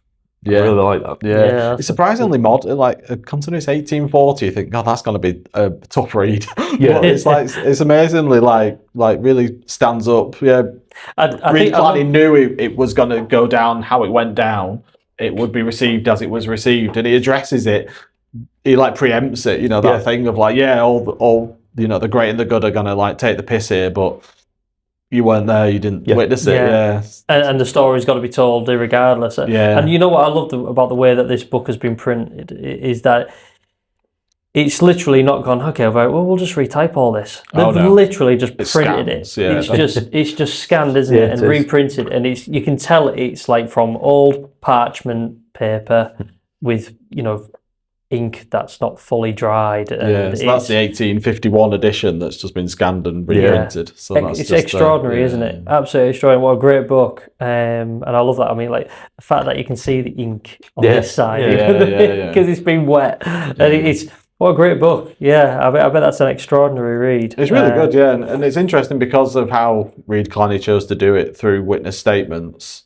And I could see now why people who have looked at it have got it wrong before. Because some of the witnesses slightly contradict each other, which you'd expect. He was interviewing them after the events, obviously, and it would be more suspicious if all the witness statements kind of corroborated perfectly in terms of timeline, but they don't. Yeah. But there's some mad stuff in there. She was predicting the assassination of Queen Victoria, which then happened 4 weeks later. There was an assassination attempt on her. Yeah. According to that timeline. I mean, who knows? Yeah. There's a lamb just appearing out of nowhere and walking through the room. There's all sorts of I mean, that's extraordinary. Weird and wonderful things going on that lots of people witnessed. So who knows? I think again at the end of this one, I did kind of come to the conclusion that this was a community that were traumatized by this epidemic, and there was other things. They were very religious. They were whatever. There was an awful lot going on that meant I just found it really hard to kind of buy into this being paranormal. But there's certainly again things in there that I can't explain. There's a big painting of celestial paintings, stars and moons and stuff just appeared on the ceiling one day. I was well, I mean, it can't happen. But I can't say how it did happen. Yeah. But I mean, and that's there's some really strange encounters there, isn't there? And strange phenomena, and again, it's hard to know whether or not this is a case of, well, people witnessed it, but were they just all in on it, or were these genuine phenomena that people witnessed? Yeah. And it's another one of those things where you'll never really know unless something crazy happens to yourself. For me as well, I'm not an expert in this case by any means, but I think given the time, given the religious element to this, I don't think it would have been a case of several people being willing to lie about these supposed miracles or I suppose some people as well activity. Being very religious to maybe, I mean, I don't know, but maybe to fake such a thing might have been blasphemous. Well, yeah, exactly. Yeah, I fully believe that the witness statements in that book are given genuinely and honestly. I don't think there's any line in it. I think they are, but whether what they witnessed was paranormal or whether they were witnessing things beyond that. If there was some collective hallucination due to trauma, that's believable. But I don't think people would have outright lied about it. And there's a sense of editing. Reed Clanney only includes witnesses who believed it was a miracle. Yeah. And I did find in the course of the research another doctor who is named in the book but doesn't give his account, and his account is quite different. Really? To the story. He was invited into Mary's room and sat waiting to hear this voice and this knocking, and said to Mum, "Why is it not happening?" And Mum said, "Oh, well, problem is you are looking at her quite a lot." To which point he was like, "Okay." So he looked away, and sure enough, the knocking started. And although he couldn't see how she was or how it was happening, it was interesting that obviously under direct observation, no, it doesn't work like that. You have to be not looking at it. And then he was never invited back. So he gives his account 20, 30 years later when there's a bit of a revival in the press about it. He says, right, you lot are all reprinting that nonsense, basically. This is how it went down and what happened. So you've obviously that book is biased, it's purposely biased. Yeah. So we didn't at the time get that account. Well, Mary herself went on to live again, relatively not. She died quite young, actually. She was only 57 when she died, and had apparently been quite ill. But she seemingly disassociated herself with the case and anything to do with it. Seemed quite embarrassed about it. A guy from the press went to interview her about it, and she didn't want to talk about it. In fact, she tried to pinch his copy of that book to destroy it because she was. I don't think it had a massive print run. I don't think there were lots of copies of it knocking around, so she was quite keen for it to be gone, so the story to disappear. Interesting. Fortunately, it's not disappeared. Now Yeah. I've just done a few episodes on it, so thank God. But it's history. It's important. Yes, these are real people. These are stories that aren't told.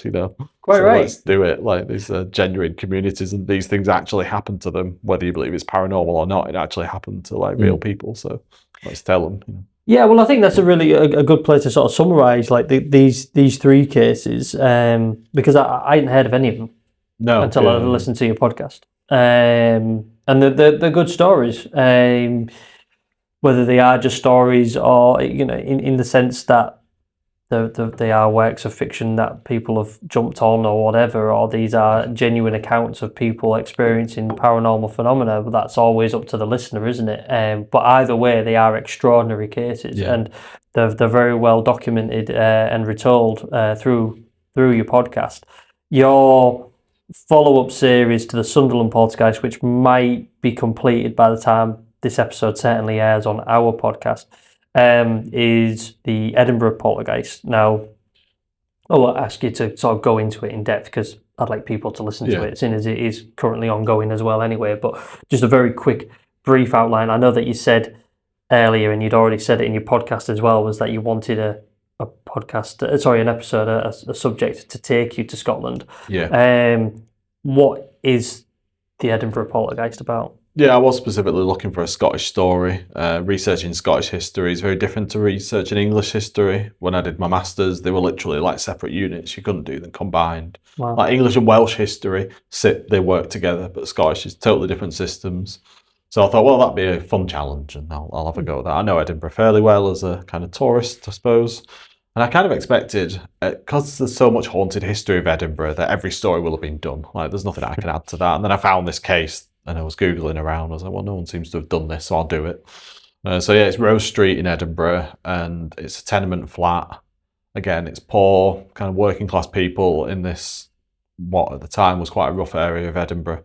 And yeah, strange things happening, stuff moving, the usual knocks, bangs, stuff moving. Again, we have water pouring again, which is an interesting, the woman and her granddaughter, actual great granddaughter, who live with her, get like soaked by this water that appears from nowhere in the flat. Bizarre, and then with any story, I found it really weird when you have this repeated. A couple of times. Yeah, like quite an odd detail. It's not something you'd immediately, if you were inventing a story, that's not something you'd immediately come up with. No. And when you get all these cases that are massively disconnected in geography and even time period. Yeah, massively time. This is 1875, the Rose Street one, so it's kind of in between my 1840s and my 20th century ones. So and it is a strange thing, again, with poltergeist activity or whatever, you'd say, I think I've got a poltergeist. Well, why? Well, because doors keep slamming and all the rest. I don't think you'd turn around and go, well, a load of water just fell from the ceiling. Drenched. Yeah, one day I just stood there and all of a sudden this load of water just fell from the ceiling and drenched me. Why would you?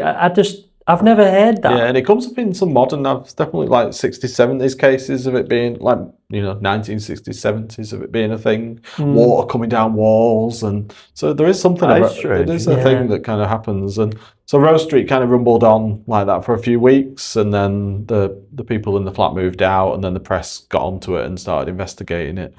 Again, the woman at the centre was anonymised, and her great-granddaughter who was living with her was anonymised in the press. But yeah, I'm live in the research stage. I have found them and I have named them, and yeah, I'm working on that at the moment. The woman at the centre of it, they tracked her down and they said, what do you think was going on?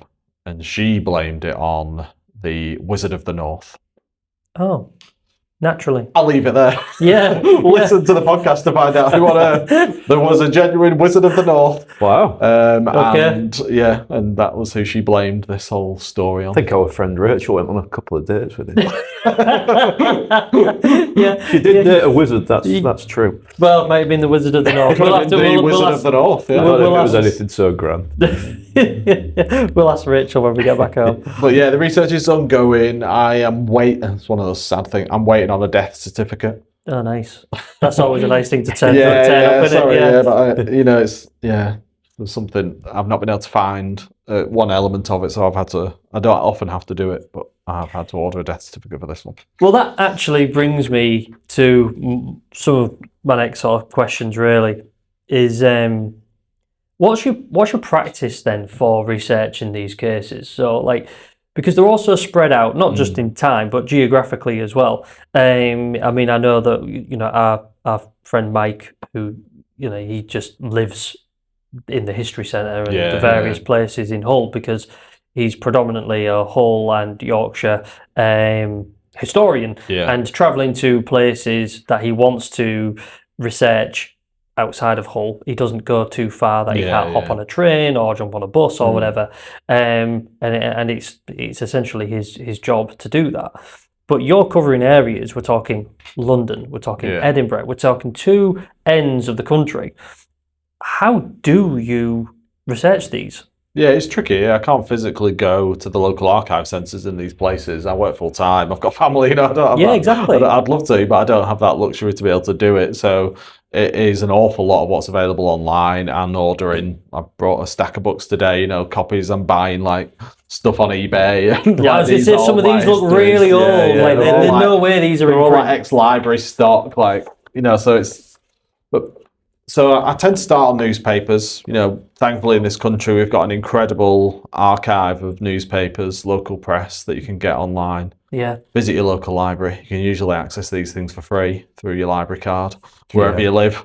Well, I mean, I should say that working for libraries, but it's an amazing what you can get with a library card still. Well, I mean, it's extraordinary as well, though, isn't it? That the practice of going to a library is just a dissolving part of culture, isn't it? Because I mean, I can't believe how much even just giving something a simple Google search has been eroded since the arrival of AI Well, and exactly. ChatGPT. Yeah. Someone the other day in my wife's work wanted to know if their current Apple charger for their MacBook worked with the new one. And my wife turned around and went, "Oh, I'll find out for you," meaning I'll just give it a quick Google. Yeah. And this guy just went, "Oh no, don't worry, I'll ask ChatGPT." What are you talking gosh. about? Just Google it. Why do you need ChatGPT to answer that? But again, Yeah. it's that constant thing of like, as we move into like the next sort of, generation, if you will, I don't know if that'd be the right word for it, but of research and everything, we erode and the previous, but that's something that can't be beaten. Is with the library is that it's the extensive kind of history and access to those records. Like the newspaper archives are fantastic. Like the British Library newspaper archive is amazing, and it's all available online. You can literally keyword search it as if you were searching Google. Really, you put names in, it'll bring you. It takes a bit of like skill to obviously be able to kind of get that down to what you're looking for exactly. So that's a really key source, and then I use the usual popular family history sources, Ancestry, Find My Past, those kind of things, to once I've got a name to drill into their life stories.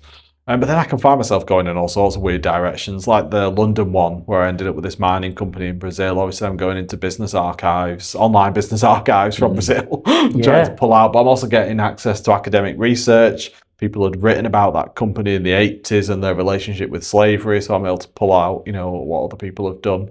Although they're not looking at it from a paranormal perspective, it's relevant to me because they're talking about the same topic. And books, whatever I can get hold of that's related. There's some really good. There's a few kind of paranormal archive websites online that you can get hold of. There is one called the Poltergeist Archive. Nice. That's quite a decent record. It's got a map of the country. You can click on pins and it'll tell you different stories. And it's basically just transcriptions from the newspapers. So that's quite a good one just for a basic kind of survey.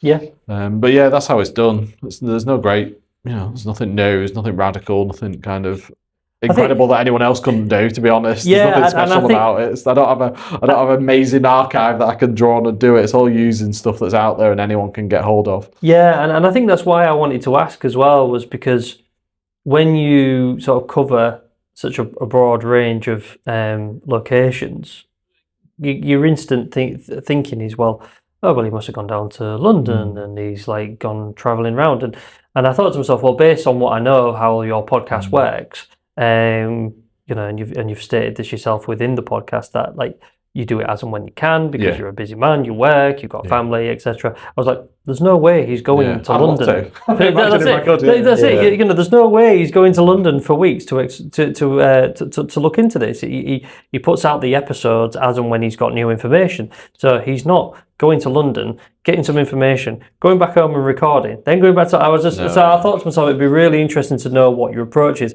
But I think also, based on how you do your research for your style of podcast, but irregardless, I'm going to ask the question, but what do you think is the biggest mistake paranormal investigators make when they approach a case? I think we mentioned a little bit earlier is that they simply don't do the due diligence of the history. The basic, and I get that. If you've not done it, it's not easy to do, and you will Google it and you'll find what other people have said. Whereas rather than looking at what other people have said, it's kind of looking at what are the contemporary kind of reports and what information is there behind some of those stories and things. So I think that's the main thing from a historical perspective. I want to look into that. I had it a bit with when I did do that kind of paranormal investigation. We did have people coming through on the Ouija board and names coming through, and we had full blown conversations with them about their lives and why they were in the cellar of this kind of shopping arcade in Keighley, and that was fantastic, really interesting, and then I think people take that. If you want to believe, you take that and you believe it and you're in. Whereas I couldn't help myself but come home and put those names into Ancestry and find out, and there's literally no one of that name ever existed in the history of the country. It makes it very tricky then, doesn't it? And exactly. Again, who knows what's going on in those kind of situations, but I can't help but kind of do the history on it is my big thing, so. And I think that's ultimately it, isn't it? Is to be led by fact rather than what is perceived fact. It's, Yeah. you know, we've heard that a lot about like some of the places in Hull where it has this history, which turns out that it's a version of a history, and then some of it is just utterly false. Yeah. You know, and But then it quickly becomes history, doesn't it? Like if your Yes. parents have told the same ghost story from your village, that that's the haunted house, or that's the old asylum, or that's the old workhouse, or that's where, you know, it becomes history, doesn't it? Because That's it gets told and retold and retold. But we got our episode on De Grey Street got a lot of attention because people were looking for, you know, a discussion and a conversation around De Grey Street because of its supposed, you know, horrible history, which Mike made it very clear that it is nothing more than a work of fiction. Yeah, and it's quite common, isn't it? And even if it's not that to that extent, you know, like we mentioned the Pontefract one before, didn't we? Actually, that Yes. address, you know, I East just Drive, yeah. does my head in sometimes. Like they talk about the history of it and this black monk, and I was like, oh yeah, but it wasn't near the monastery. No. It was over a mile away. It's like if I'm telling the history of that building in London, I'm going to tell what was on that actual site. If I went a mile away, I could be telling the history of the Tower of London, Buckingham Palace, take your pick. But because it's Pontefract and there isn't that much known history Yes. on a 50s council estate, Yeah, so like, it's we'll easy just to- jump a mile and say it's just a monk out for a walk. It's like, well, what's he doing? Like, Well, although this was a question I was going to be asking a little later, but I'm going to ask the question now because we're at a really good time where we can. So, East Drive, obviously, very reported, documented history of being haunted. Taking that case and various other cases of poltergeist activity, if there's one you could research with, and you was told you would have full access to any history available to it for you to document, research, investigate, etc., what would the one case you'd go for? like a modern one, or one that's kind of outside of my remit. Whether it is historical, like what you already cover on your I mean, podcast, Keithley's the or most even convincing I've had, and if I could really have access to records that I know don't exist, but if I could have access to them, I would. Like, I'd love to have sat with Gwen and had a conversation about it, but she died in 1967 before I was born. So that's the problem. So that would be the record that I'd get. You'd to have want those oral you'd want to histories, dive or to deeper have into that the with Keithley those. one. Yeah, because I think there's a lot of contemporary ones. I think the East Drive one, I just don't buy it. Like, if that was a historical case and I was considering it for my podcast, I'd read it and think, no, it's just kids messing around, isn't it? There's this like gloves doing some like orchestrating. They've got visitors. It's like they're winding up people coming to the house. And obviously they've made an industry out of it, which is fair enough. Like, it's fun, I'm sure, to go and do those kind of ghost things there, but I just don't buy it. Have you done much research into a case like that before? Just out of pure, you know, again, not for the podcast, but just out of sheer loads curiosity. of historical cases of similar kind of things going on and happening. And I've not done them as a series because I can kind of write them off. Like, they usually, you know, you go down and down the stories, all this amazing phenomena is reported, and then 6 months later, you know, the maid in the house has admitted to doing it all. Yeah. It's like, well, I can't really. She's beat me to it. I don't need to kind of do that one. It's explainable. Yeah, that's true. So, I mean, in terms of historical hauntings, modern hauntings, or whatever, what would you say is the one you've encountered outside your podcast? You know, where you've thought, okay, that either it's scary or it's a little bit disturbing, like it's a little bit, you know, that kind of really freaks me out. Like, you know, have you ever had one where you kind of think to yourself, that actually creeps me the hell out? Not massively, to be honest. No, because I think I'm always looking at it from that perspective of what I would do and the history on it and where I would go with it. There's been a few on the like Uncanny Cold Cases series, the kind of current one. Yeah. I think like the last one about the poltergeist. I've forgotten the location of it now. I don't keep. It's literally, it's like the current, it's like the current one. But again, it's modern. To me, it's full of like problems about kind of but problems about people, not problems about ghosts. Yeah. If anyone's listening to it, they'll know what I'm talking about. I think Okay. there's so much going on there that is not paranormal, but is worrying from a human perspective. Yeah. Some of that phenomenon that I think has been picked up by other people already. Mm. But no, I'm always so keen, and I don't find it scary anymore like I did in the 90s. Yeah. I just, I would want it to happen, and would want to witness it and experience it and see it, and then I'd try and rationalise it. Be careful what you wish for. Like, bring it on, I'm ready. That would be it. I'd love to kind of have that kind of moment. Maybe not in the actual moment. Yeah, well, this is it, isn't it? I mean, to be fair, you have mentioned just then, and you've mentioned through your episodes, you make it very clear you're very much you certainly lean heavier into being a skeptic. But have you ever come across any cases which you initially believed were paranormal, but then were easily explainable to not be paranormal, or vice versa? Have you ever had somewhere you've gone in with the intent that, okay, this is most probably a bit like East Drive, for example, just as an example, but where you thought to yourself, that's clearly a load of rubbish, and then you started doing the research, and you've gone like, oh, actually, this is a bit. The ones that make the ones that I do series about are ones that I can't explain. After that initial phase of research, I only do a series on one that I can't explain this.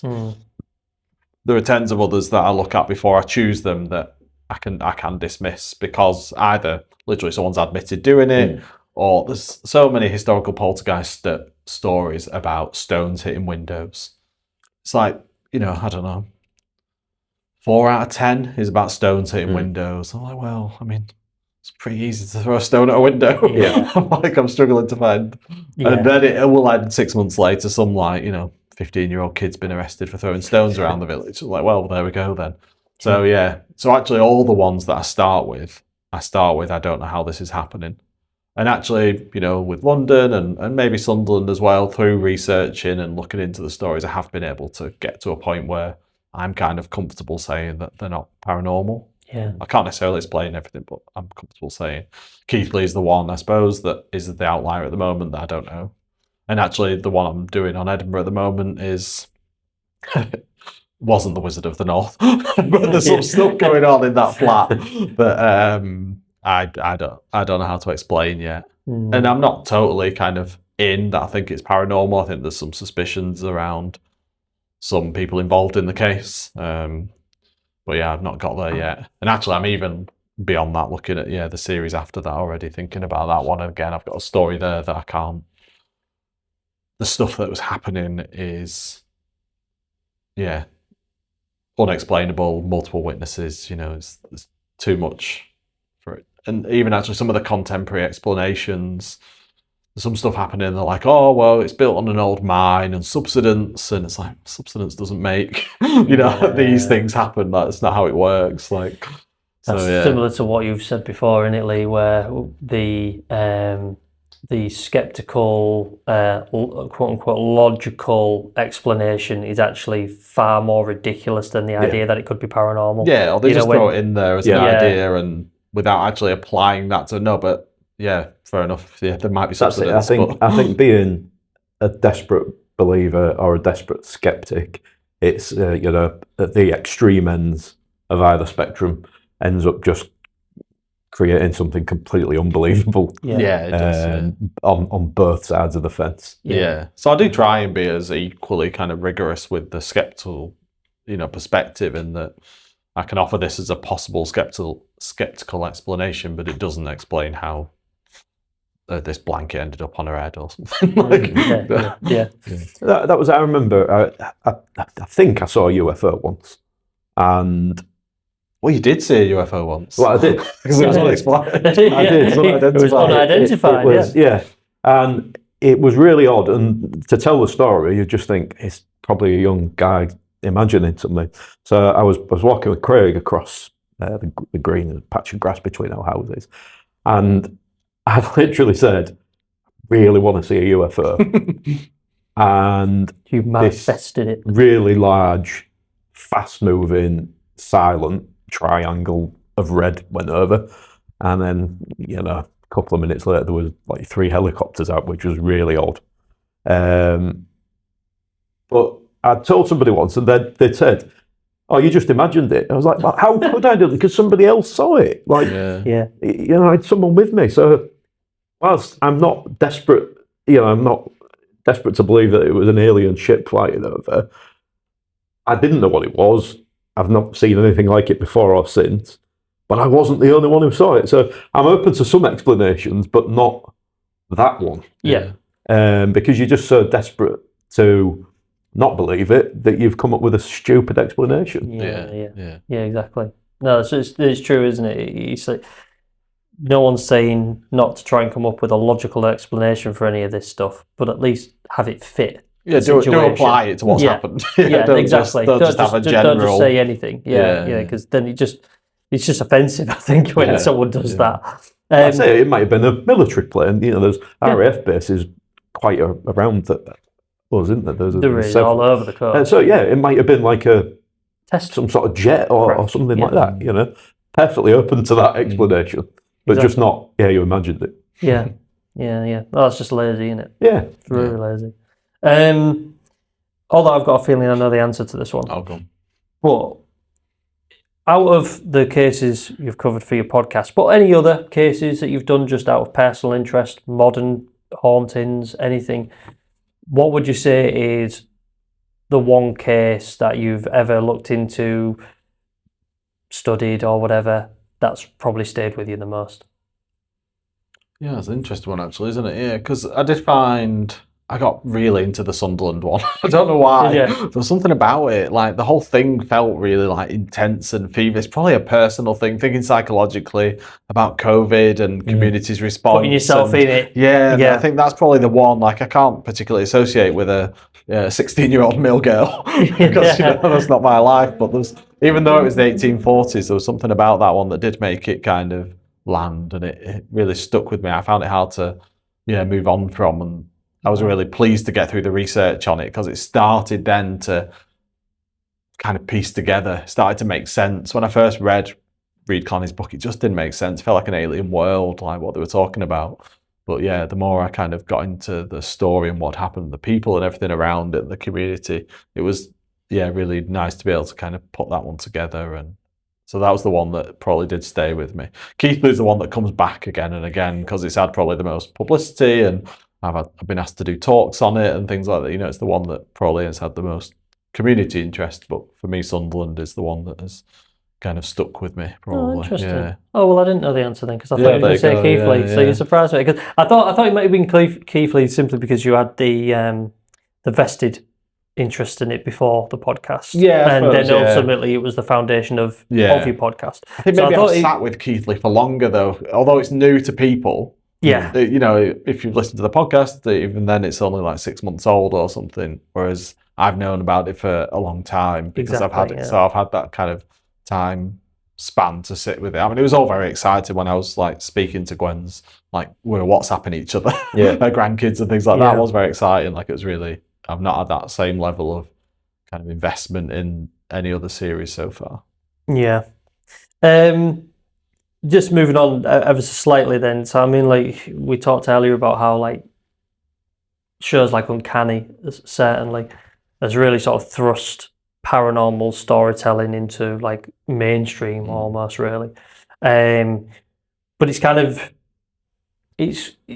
been out there for a while anyway on YouTube, hasn't it? With people doing paranormal investigations, going around with cameras and blah, blah, blah. What's your kind of thoughts on that? I mean, do you think that sort of ghost hunting television shows and those paranormal YouTube channels, do you feel like they kind of harm the sort of area of the field of paranormal, or do you think it sort of helps attribute to it? It's tricky, isn't it? Because there's, like with anything, there's like good and bad, isn't there? There's obviously absolute dross out there, isn't there? If you don't have to look that hard to find it, but then there is some like really, really good stuff, as well. And it depends what you're looking for, I guess, doesn't it? You know, if you want the shocks and the scare and that's all there for you and has been for a long time, hasn't it? Yeah. And it piques people's interest, doesn't it? For all the rubbish that's out there, if one person likes it and that gets them into the paranormal, like, you know, perhaps for us it was the X-Files or that sort of thing. I don't think that's a bad thing. If it fosters more people's interest in it. I don't think it's ever really gone away, has it? People have been fascinated by this. You know, probably Victorians probably started it. You know, for the first people to move out from a religious. I think it's more accessible now, is it? Because the thing is, like what we've talked about before, about how the paranormal has always drawn quite sort of negative attention to people. So therefore, its exposure on when we only had the option of terrestrial TV, there weren't an awful lot of TV shows dedicated specifically to the paranormal, which obviously made it kind of exciting because when one came around, you gave it your full attention. But now you only have to look at the field of paranormal podcasts even, and they're 10 a penny.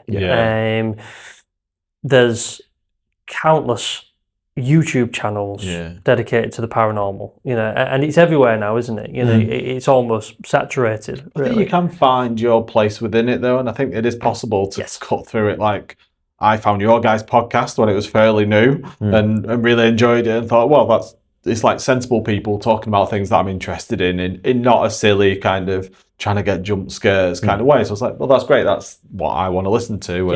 And there's others like Weird in the Wade by Nat Doig. Again, it's very historical based, although it's all based in a specific location. I really like how she does it. She's a very good historian, so there's enough in there for me again to be interested. So I think you find what you want to find. There is a lot. It's your taste, isn't it, as well? Yes. So, you know, for me, I don't really get on too well with podcasts that are really heavy on sound effects and music. I prefer somebody just talking.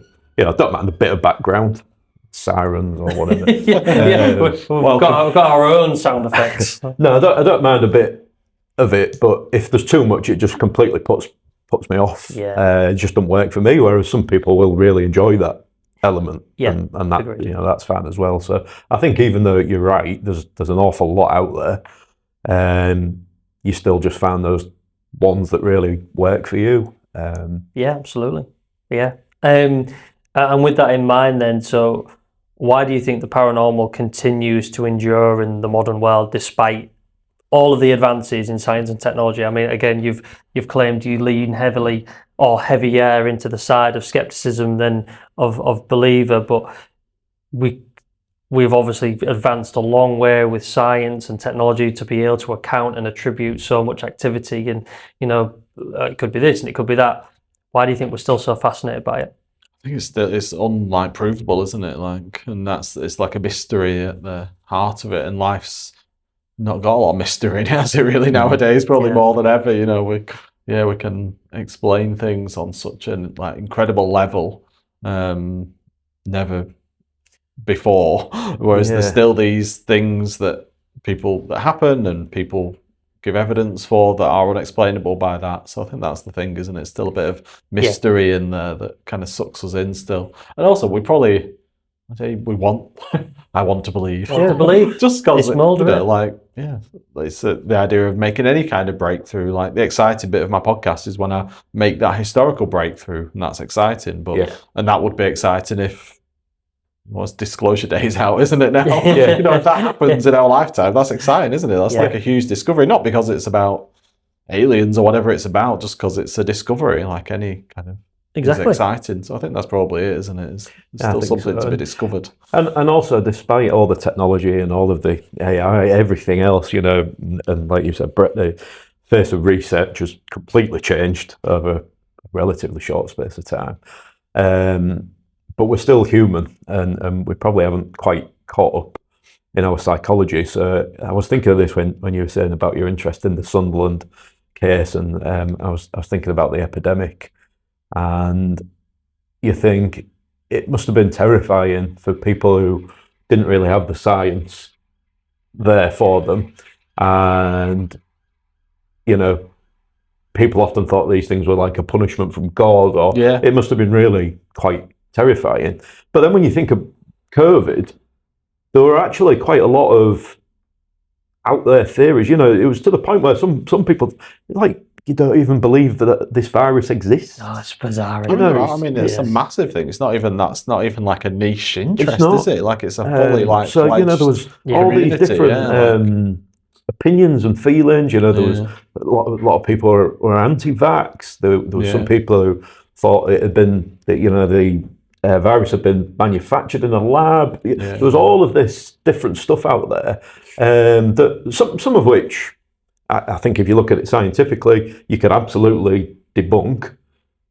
But people didn't care about that, and it was almost a faith that they had. And I think in times like a pandemic, you realise people are still just the same old human beings that they've been for many years. True. And I think partly that's why the paranormal so interesting as well. I think it's that one thing that it's almost evolutionary. You kind of, there's something out there that you just don't know about. We're just animals living in a civilized world. Exactly. So at the start of the episode, I explained a little for the listeners what a poltergeist is, or what it's categorized as. But in your opinion, Stephen, what is a poltergeist? Do you think poltergeist activity is paranormal, psychological, or something science simply hasn't explained yet? That's a hard question, isn't it? It is. I think a lot of what's reported as poltergeist is not paranormal. But then within some of the stories I've done and what I have researched, I don't think we know the answer to that question. If there is something going on that is outside of what we understand, I think it is way outside of what we understand. Like I mentioned, RSPK, all those kind of theories for it, I just don't think add up. Well, I also don't probably think it's like your dad come back to haunt you. Really, I don't think it's anything to do with someone who's passed away. Kind of. I mean, this is literally me just kind of spitballing, making this up. Like, I don't know. But at the end of the day, that's the question was posed to you. What you think it is, and that's absolutely. If there is something happening that we don't know about, we don't know about it. Like I think it's beyond all these theories and ideas for what it could be. I don't think any of them will be it if there is something. Yeah. And on the back of that question, then I suppose a follow-up question would be: do you believe that there is some form of life after death? Then do you believe that there are such things as if we believe that poltergeist activity is related to something we're not truly able to understand right now, then what about ghosts and spirits in general? I don't personally believe in life after death, no.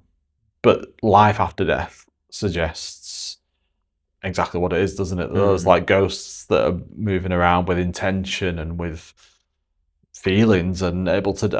I don't believe. And you wonder why there aren't more, no.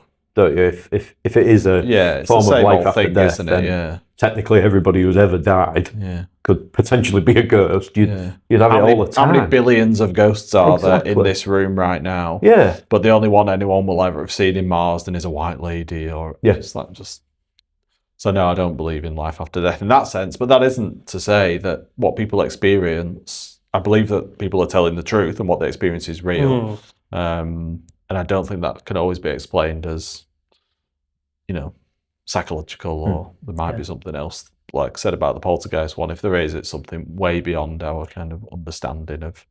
Quantum physics is mad, isn't it? Yeah, Never mind the paranormal being mad. Quantum physics is mad. Like, if I walked into that wall infinite times and one time I'd walk through it. Yeah. It's like. So never mind the paranormal being mad. Like say, I love it. But then in a parallel universe, you didn't walk through it. And how many of us are there? It hurts my head more than like the paranormal isn't that weird. And you do wonder if they like you said if it's something, it's probably way beyond our understanding. It probably is. If there is something there, probably is something to do with quantum mechanics, I would imagine.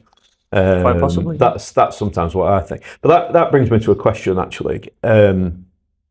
seems to me, and even Brett, with your own experience of when you moved out of your childhood home, a lot of these things come about during traumatic experiences. Would you agree with that? And I think that is probably, I'm on my own therapy journey myself as an individual, and I think that's like it's an important thing. People are doing it more now, but people didn't in the past. Did they? Like that wasn't kind of a thing that people did. So how you dealt with trauma, and I think I said it in the Keithley one actually when I do a summing up in like episode 5 about what could have been causing this. Yeah. And one of the things that I kind of said could have been causing it was that Gwen had trauma. Her dad had died when she was young, and he'd not been a very good father when he was alive. And you carry that with you, don't you? And if you don't process it in some way, who knows how it's going to manifest itself? And maybe one day she just got really pissed off and lobbed something against the wall, but no one saw her do it. And then someone said, "What's just happened?" And she's, "Well, I didn't do it." And then it just cancelled its spiral that much. Like, but there's still that element of it being around trauma. There is, isn't there? And to be a bit more sort of esoteric and paranormal about it, it's like, we don't know if enough trauma creates some sort of energy that then causes these weird things to happen. Still can't explain the water thing, mind you. No, really weird. Just bad plumbing. All buildings, crap pipes. It's the only thing I can think of. One last question for you. And I think this is going to be quite an interesting question. Yeah. Sorry. Yeah. Good cop, back up. But it's the maddest interview I've ever had. Usually, you only get interviewed for a job, don't you? I've got one final question. Yeah. I just think this is going to be quite a good question for you, because when we interviewed Liam with the lady in the bay window, I asked him a question. So what I asked was, if somebody listening believes they're experiencing paranormal activity, what would your advice be? Just drop me an email. And you'll turn into a podcast. Don't actually, unless you're 100 years old. I don't know. What would I do if it was happening to me? I think I'd really lean into it, though. I think I'd be a bit like, I suppose, kind of Liam has done, with the lady in the bay window. He's obviously kind of really gone into it, hasn't he? But I think if that was my house, I'd have cameras rolling 24/7, because I'd want to see it. Which is done. That's what I'd do if it was me. I'd want to capture it, because I think Liam, when we met him, he's just completely down to earth dude. And for me, he seems just. I think he even said it in our episode. To be fair, he's just as confused by it all as everyone else is, and he just wants to know what the hell's going on. Yeah. He's never. Despite what's going on in his house and everything, he has said that, of course, it's now made him a little bit more of a believer than he ever had been. But he still has never really sort of gone on record as such to say that his house is haunted. He just does stuff's going on in there that he can't explain. And when I think his answer to the question was to go towards it rather than go away from it. And I think that's probably the best thing to do in it, because if you can finally prove something like this, if you could finally turn around and say that, disprove, that ghosts were real or ghosts weren't real or whatever, one way you're going to make a discovery which is going to be vital and pivotal, isn't it? Yeah. There's on the City of London poltergeist, the Catholic priest who wrote about it said about if you have to deal with a poltergeist, and his advice was be nice and polite. I think, there's something about being nice, treating something as it's not scary, and just being nice to it and see what happens, and kind of, I quite like that advice. And I think Liam's done that really well. We went to the house and we said it was hard to feel scared in there, because they've just done such a beautiful job of decorating it. Home, it's really cozy. That's it. Really welcoming. They hadn't just done that thing where they put dolls everywhere and loads of old furniture and everything. It looks like a home, and they've converted it and everything, and it looks beautiful. And that's it. And I think he sort of treats the whole thing with respect as well, doesn't he? But that for me personally made it a little more weird, in that there was a bit of an odd feeling upstairs, wasn't there, near the bathroom, when we were sort of stood, the three of us talking there before we started recording. I just thought, don't really like to be up here on my own. Yeah. There's just something a bit off about it. But again, it's just a feeling. Yeah. I think when you have that feeling in somewhere that's just really nicely decorated, Just a really normal- homely, it's a bit stronger than if like you said, but if there were pot dolls lining the staircase, I'd have been creeped out by those things. But it's almost like that's because you should be creeped out. Designed to do that. You're creeped out by the dolls, and that immediately creates an unsettling feeling. So it's like you're being pre-programmed, aren't you? So yeah. Okay, well, that's been fantastic speaking to you, Stephen. Really appreciate it. No, it's been really, really interesting to sort of like see your perspective on the paranormal, if you will. And I would recommend anyone listening to our interview with Stephen on our podcast on our platform to go and check out Poltergeist Project. If you like your paranormal with a dash of history, then you should go check it out. Most definitely, it's fantastic. It really is. So we said at this point you're still recording on the Edinburgh Poltergeist, but you did say you had something else lined up after that. Have we got any chance of a sneak peek what that is? It's back in Yorkshire. So yeah, that's about as much as I can probably give away, and it is that more of a haunted house, but maybe a haunted village. It all seems to be going on in this one. But Sounds some really big activity and loads of witnesses, which is what I'm always after. Excellent. Well, that sounds great, especially when it's back in Yorkshire.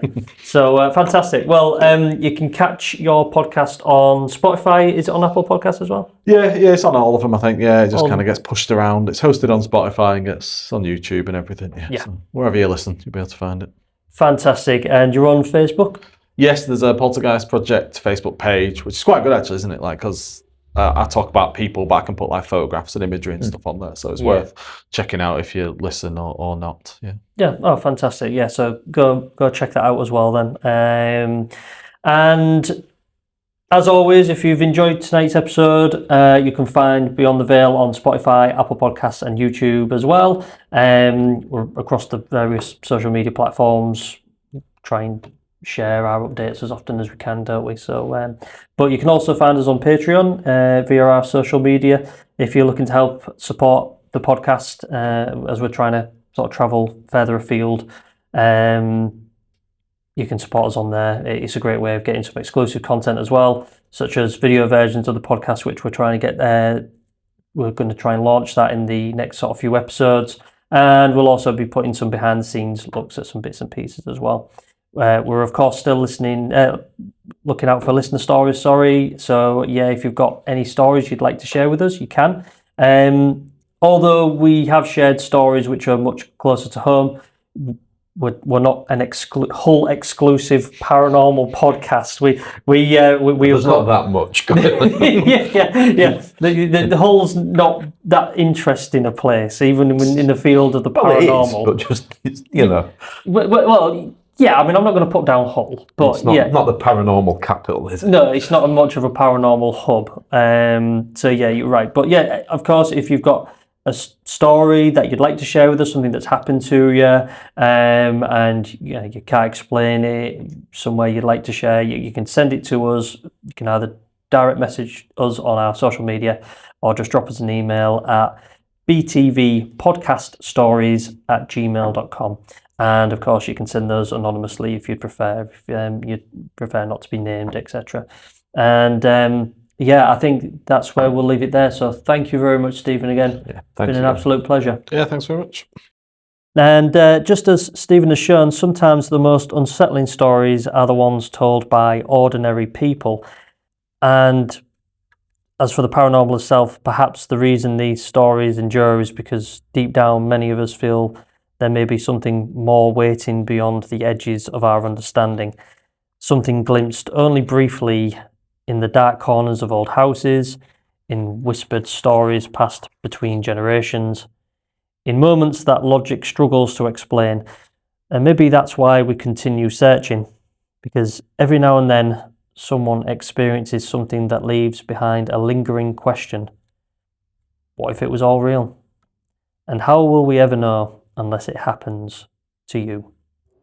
Until next time, keep questioning And remember, the stories which refuse to stay buried are often the ones which wait beyond the veil.